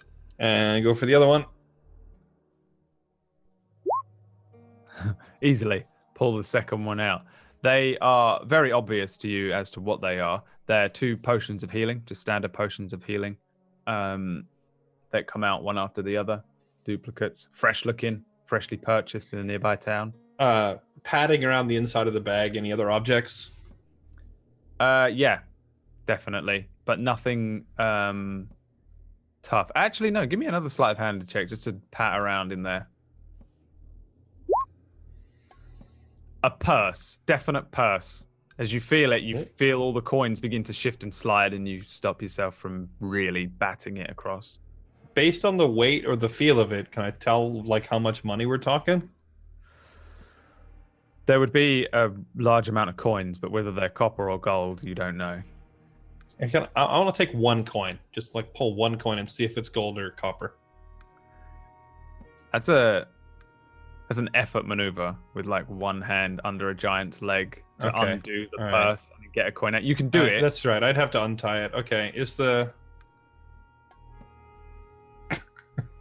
I'm tempted to just yank it and sprint out of the cave before these things can react. All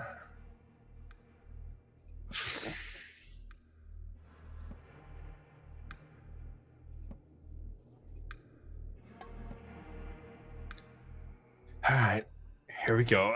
I'm gonna try and carefully remove the whole coin purse. Give me a sleight of hand check. Push my luck again.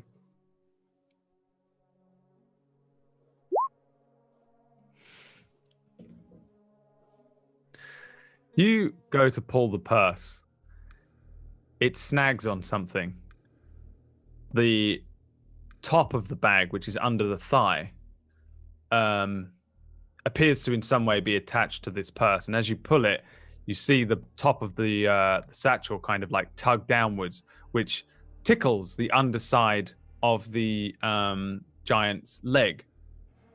Can I begin sprinting, or do I have to wait for something else to occur? If you would like to sprint, I'm gonna start pushing. Check. I'm gonna start push Lash. I'm pushing you towards the exit now. Yeah. Like leave, and I will grab the bag and wait till Lash gets a head start. And I'm going to cast Zephyr Strike on myself and grab the bag and sprint out the door. And just grab the whole thing and sprint. A lot of stuff. You give me Dex saves, both of you. Okay.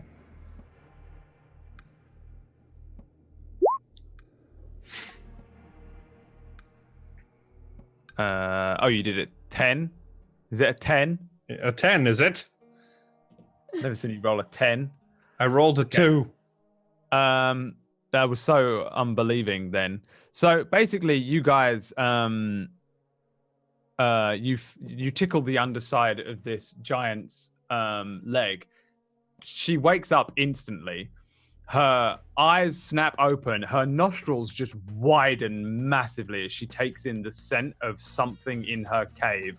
She looks down at where you are. You push Lash. You snatch the bag. You mumble something and cast a spell. Lash, from behind you, there's a roar as both of them, oh, moon, and then a fucking club just woof, launches above your head, Lash, and you dip down and begin to run.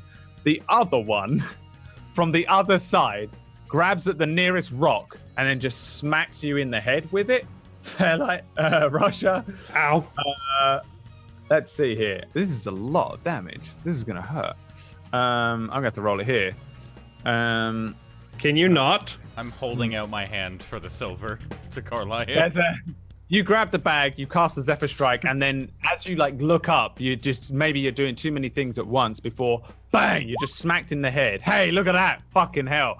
Ow. You just slightly dodge because of all those ones, and this rock just bang as this thing hits you in the head, and this huge, great woman sort of sits up behind you. The other one is sitting up. They've reacted very quickly to where you are.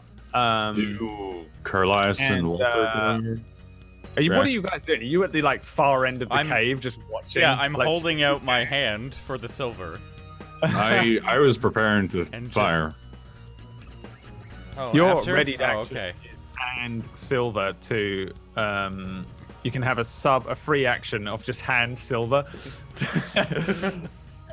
And yeah, you guys can, I'll give you the option to run or fight. I mean, I'm totally down to fight it, but I don't know how much Fairlight's doing. If Carlisle is like readying his gun, then I'll go and ready a spell. I guess it's up to you guys. I'm waiting for the two running out. They're gonna set the tone. Okay. Yeah. Well, I guess it depends then. When the giant stood up, did the weight come off the bag? Yeah, no, you have the bag. Okay. Grab the bag. So I do have the bag, and you have the bag. I'm rattled, but I'm not unconscious. And Lash has already made it clear, right? I think Lash is running. Pretty much depending on what your intentions are, depends on whether we do this in initiative or whether you just want to make some rolls now and try and bail. I'm just gonna sprint out because with Zephyr Strike on, they can't make opportunity attacks, and I move ridiculously fast. So why not? Cool. Lash, you run into? Hauling ass. There's a hole in the bag as you run. Oh. I feel like a few things roll out of the bag. There's a bottle which is wrapped in a cloth. There's a couple of scrolls. The purse doesn't leave the bag. It stays in there. And one other item. But there's three things that fall out as you run. These two giants are getting up.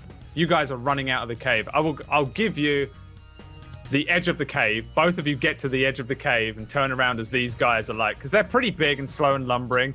Whoa, they're shouting shit at each other in Giantish. If you speak Giantish, they're probably just saying, "What the fuck? Get them! What the hell? They take the stuff. do. What stuff? They get something of ours. Get them, get them!" And they're arguing, but at the same time they're getting up and they're like grabbing at random shit. There's rocks in here. It's about to launch them at the front end of the cave where you're all kind of bunched up. There's a couple of items. There's like a wrapped bottle and a couple of scrolls. I'm like standing there like, Are we doing this? What are we doing? Get to the edge. You just see Raja sprinting towards the cave, and he's now like holding both ends of the bag because there's apparently a hole on each side of it, and he's just going, "I got it!" as he goes running up. Yeah, you got it, and you woke them up. You hear Raja say that, and all I'm saying is, "Run!" You all want to run? Give me dexterity checks. That's my vote. I don't want to decide for everyone. I feel like we could take them really easily. Walter's going in. Walter's going. I'm gonna haste Carlisle. Let's. Okay. You running in? Yeah. Walter is gonna haste Carlisle at least, and. Well, you can do it next week. For fuck's sake. Because you're in initiative immediately. As soon as you make the decision to fight, you just lose the ability to just do what you want outside of the thing, and now you're in initiative. So it's at this point that they begin like moving towards you. One of the others, the male giant, shouts a strange word to like out the door, or he shouts at you, I guess. Fuck it, in common, he shouts, "Flesh biter to me!"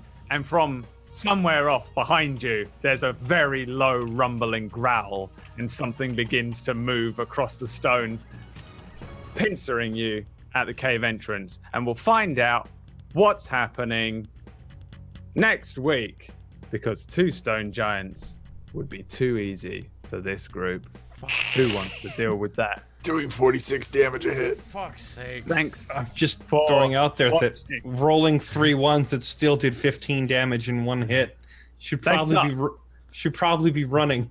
You literally just said, I feel like we can take them. I feel like we could take them, but I just thought it'd be funnier to just sprint out the cave with the loot going ha ha ha ha into the desert.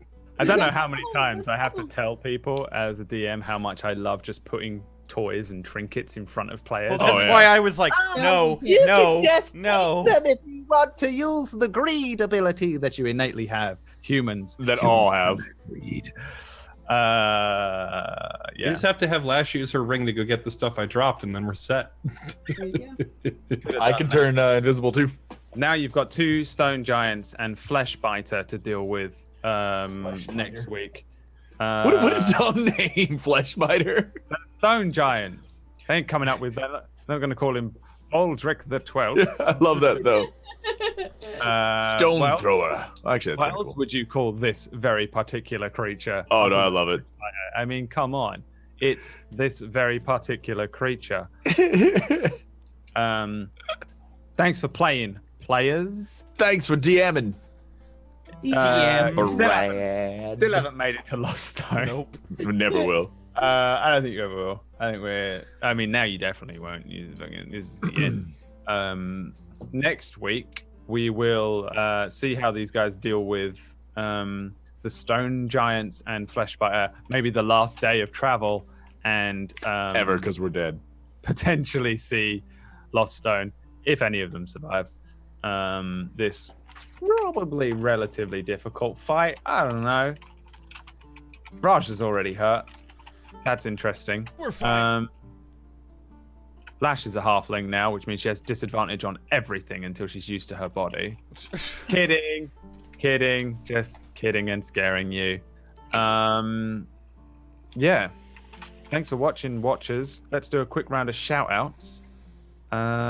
Starting with the previous Kenku, who on next week's overlay will say halfling. Weird. We have to like bend our brains around that as an imagination theater of the mind thing now that she's still the same person, but she's a halfling. But I look a little different. It's still Lash, but you have a whole other body. It's weird. Yeah. Yeah. I look like a half elf, chat. That's right. I look like a half elf. Sure. Guys. Just a very short one. A very short one. Kind of Oh tiny my one. god. That'd be the greatest character plot hook.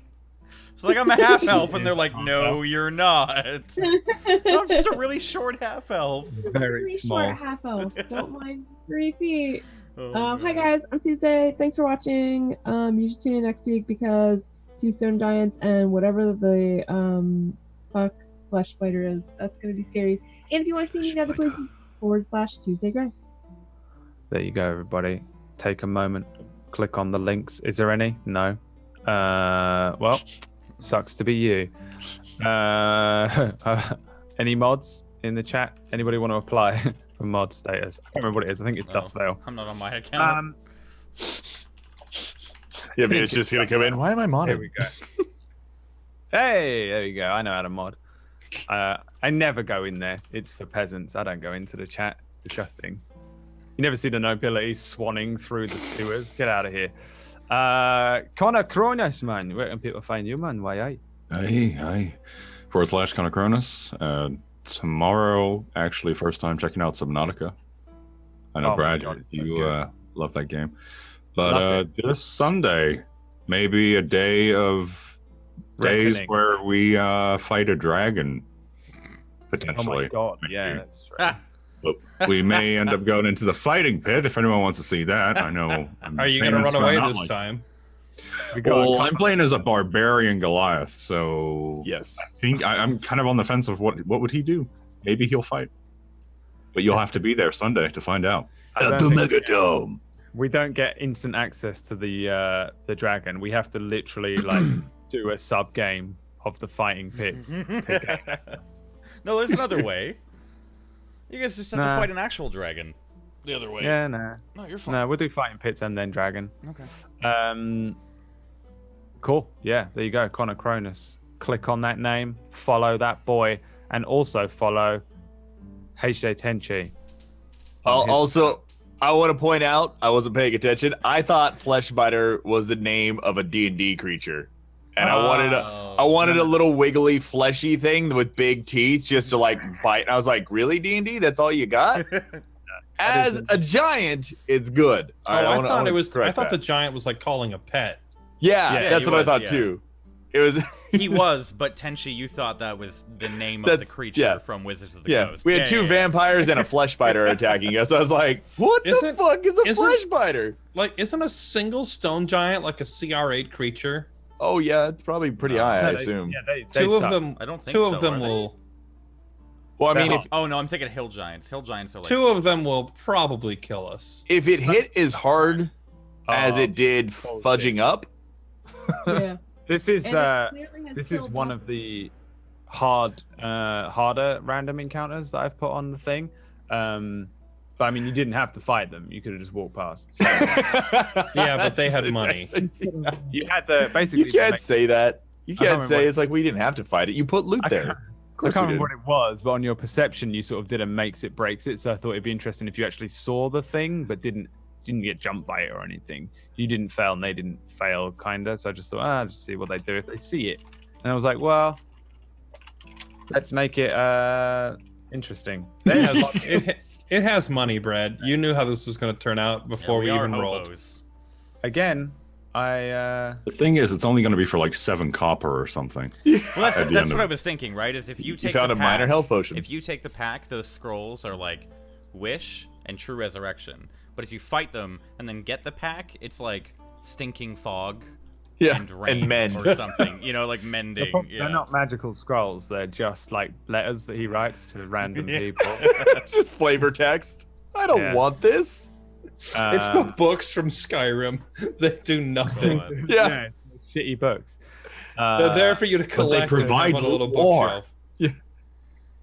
Yeah, they're a CR7. There you go. Ooh. Find someone's lusty Argonian maid. Yeah.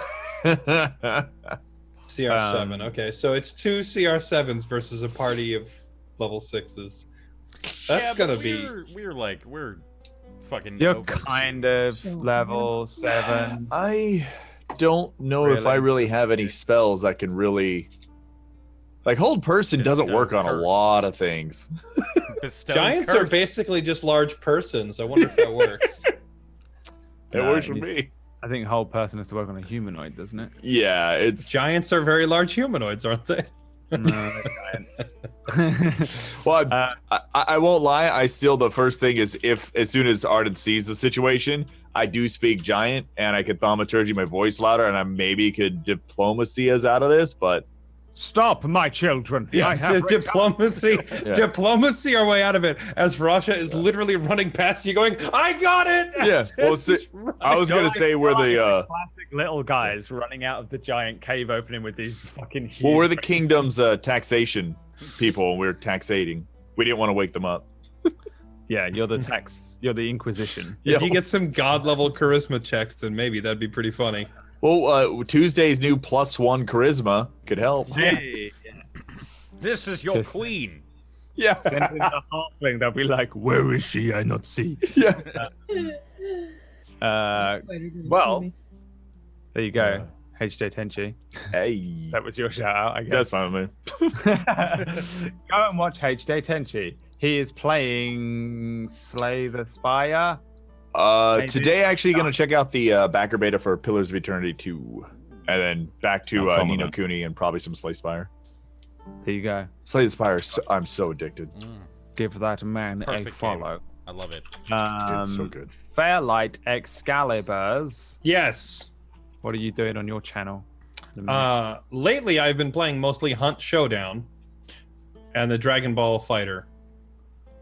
I watched you play a little bit of Hunt Showdown when you were playing with Ava and you were in a spider place, and all it was just you running around with shotgun shooting it and her screaming randomly from somewhere else. But to be fair, it was fucking horrifying. I hate spiders and I hated it to watch. I'm so sorry I missed that. Yeah, it's pretty satisfying game. I've had so many just like walk around the corner and find a pair of enemy players, so you just pull out the revolver in that game and just bang, and then it's not like other games where you can go bang bang bang, and no, it's like you go bang, and then there's this like slow, the chamber turns and you pull the hammer back, like single action revolver, so it's like bang, click, bang for the second guy, just kill them both, and it's just like, oh, it's so satisfying. The PvP in that game is amazing. Yeah, I saw the game. It was the same game where you just walked into a bush and shot and killed a guy. You were engaged in a fight we killed one of them, and then you just ran into a bush and just went bang, and then dead. It was pretty fun to watch. Anthony and I did a run where we only used melee weapons, so that was fun. So we were both running around with cavalry sabers, and there was a guy that we knew he was going to come because we'd already killed his partner, and we're like, okay, he's going to come try to rescue his buddy. So we Molotov the guy that's on the ground. We're like, good luck rezzing this guy. You're not getting him up. Second guy is coming, and I intentionally let him see me, and I stay behind a tree. But Anthony's like 100 feet in the other direction. So I wait till the guy sees me, and then I'm like, with a cavalry saber, and he like starts shooting, and I go back behind the tree, and I'm like, ha ha ha! Oh, and I just keep doing this, like peeking out from behind the tree, and he keeps shooting at the tree, and meanwhile Anthony's like sprinting up behind him with the cavalry saber, and then finally we hear the guy go, come out and play, like he's taunting me, and I said, okay, and I like come out, but instead of running at him, I just like start running in circles, and so he's sitting there trying to aim at me, and Anthony just impales him from behind with the saber. and he uses the in-game mic to yell justice as he does it and kills the guy. It's way too much fun. Beautiful. I'm pretty addicted to Hunt. I don't want to play anything else unless it's Dragon Ball Fighters, which I'm also addicted to. Yeah, I haven't given it a go yet because I just don't know I don't know how. It looks scary. I love fighting games, but I just feel like I'm just going to get my ass kicked because I suck at them. I still haven't played Injustice 2 for the same reason. So I'm like, I want to play it, but I'm shit. And I won't be able to help but play it on stream, and everyone will just berate me. So you got to be like a real-life Saiyan, man. You just got to get the crap kicked out of you to the brink of death, but then you come back stronger. That's how fighting games work. I have 3 fighting games that I want to play: Injustice 2, Dissidia, and Dragon Ball Z Fighter, and I haven't found the time. If you ever care for it, I could teach you Dragon Ball. I haven't played the other 2. I'll teach you Dragon Ball. And in your bedroom? And that will be how I promote the stream. I'll be like, yeah, look, you're about to see something special. And then it's me winding up Fairlight for more hours a week with my bullshit attempt at telling him how a thing goes. He's like, that's not how Krillin works. Krillin can't do the Kamehameha. And I'm like, Kamehameha. Discs. Yeah, I don't know. I'm going to give it a go. I think I want to play what was that fucking game I played today, chat? It was awful. Porsche, something about Porsche. Oh yeah. I hated it. My time Porsche. I hated it so much.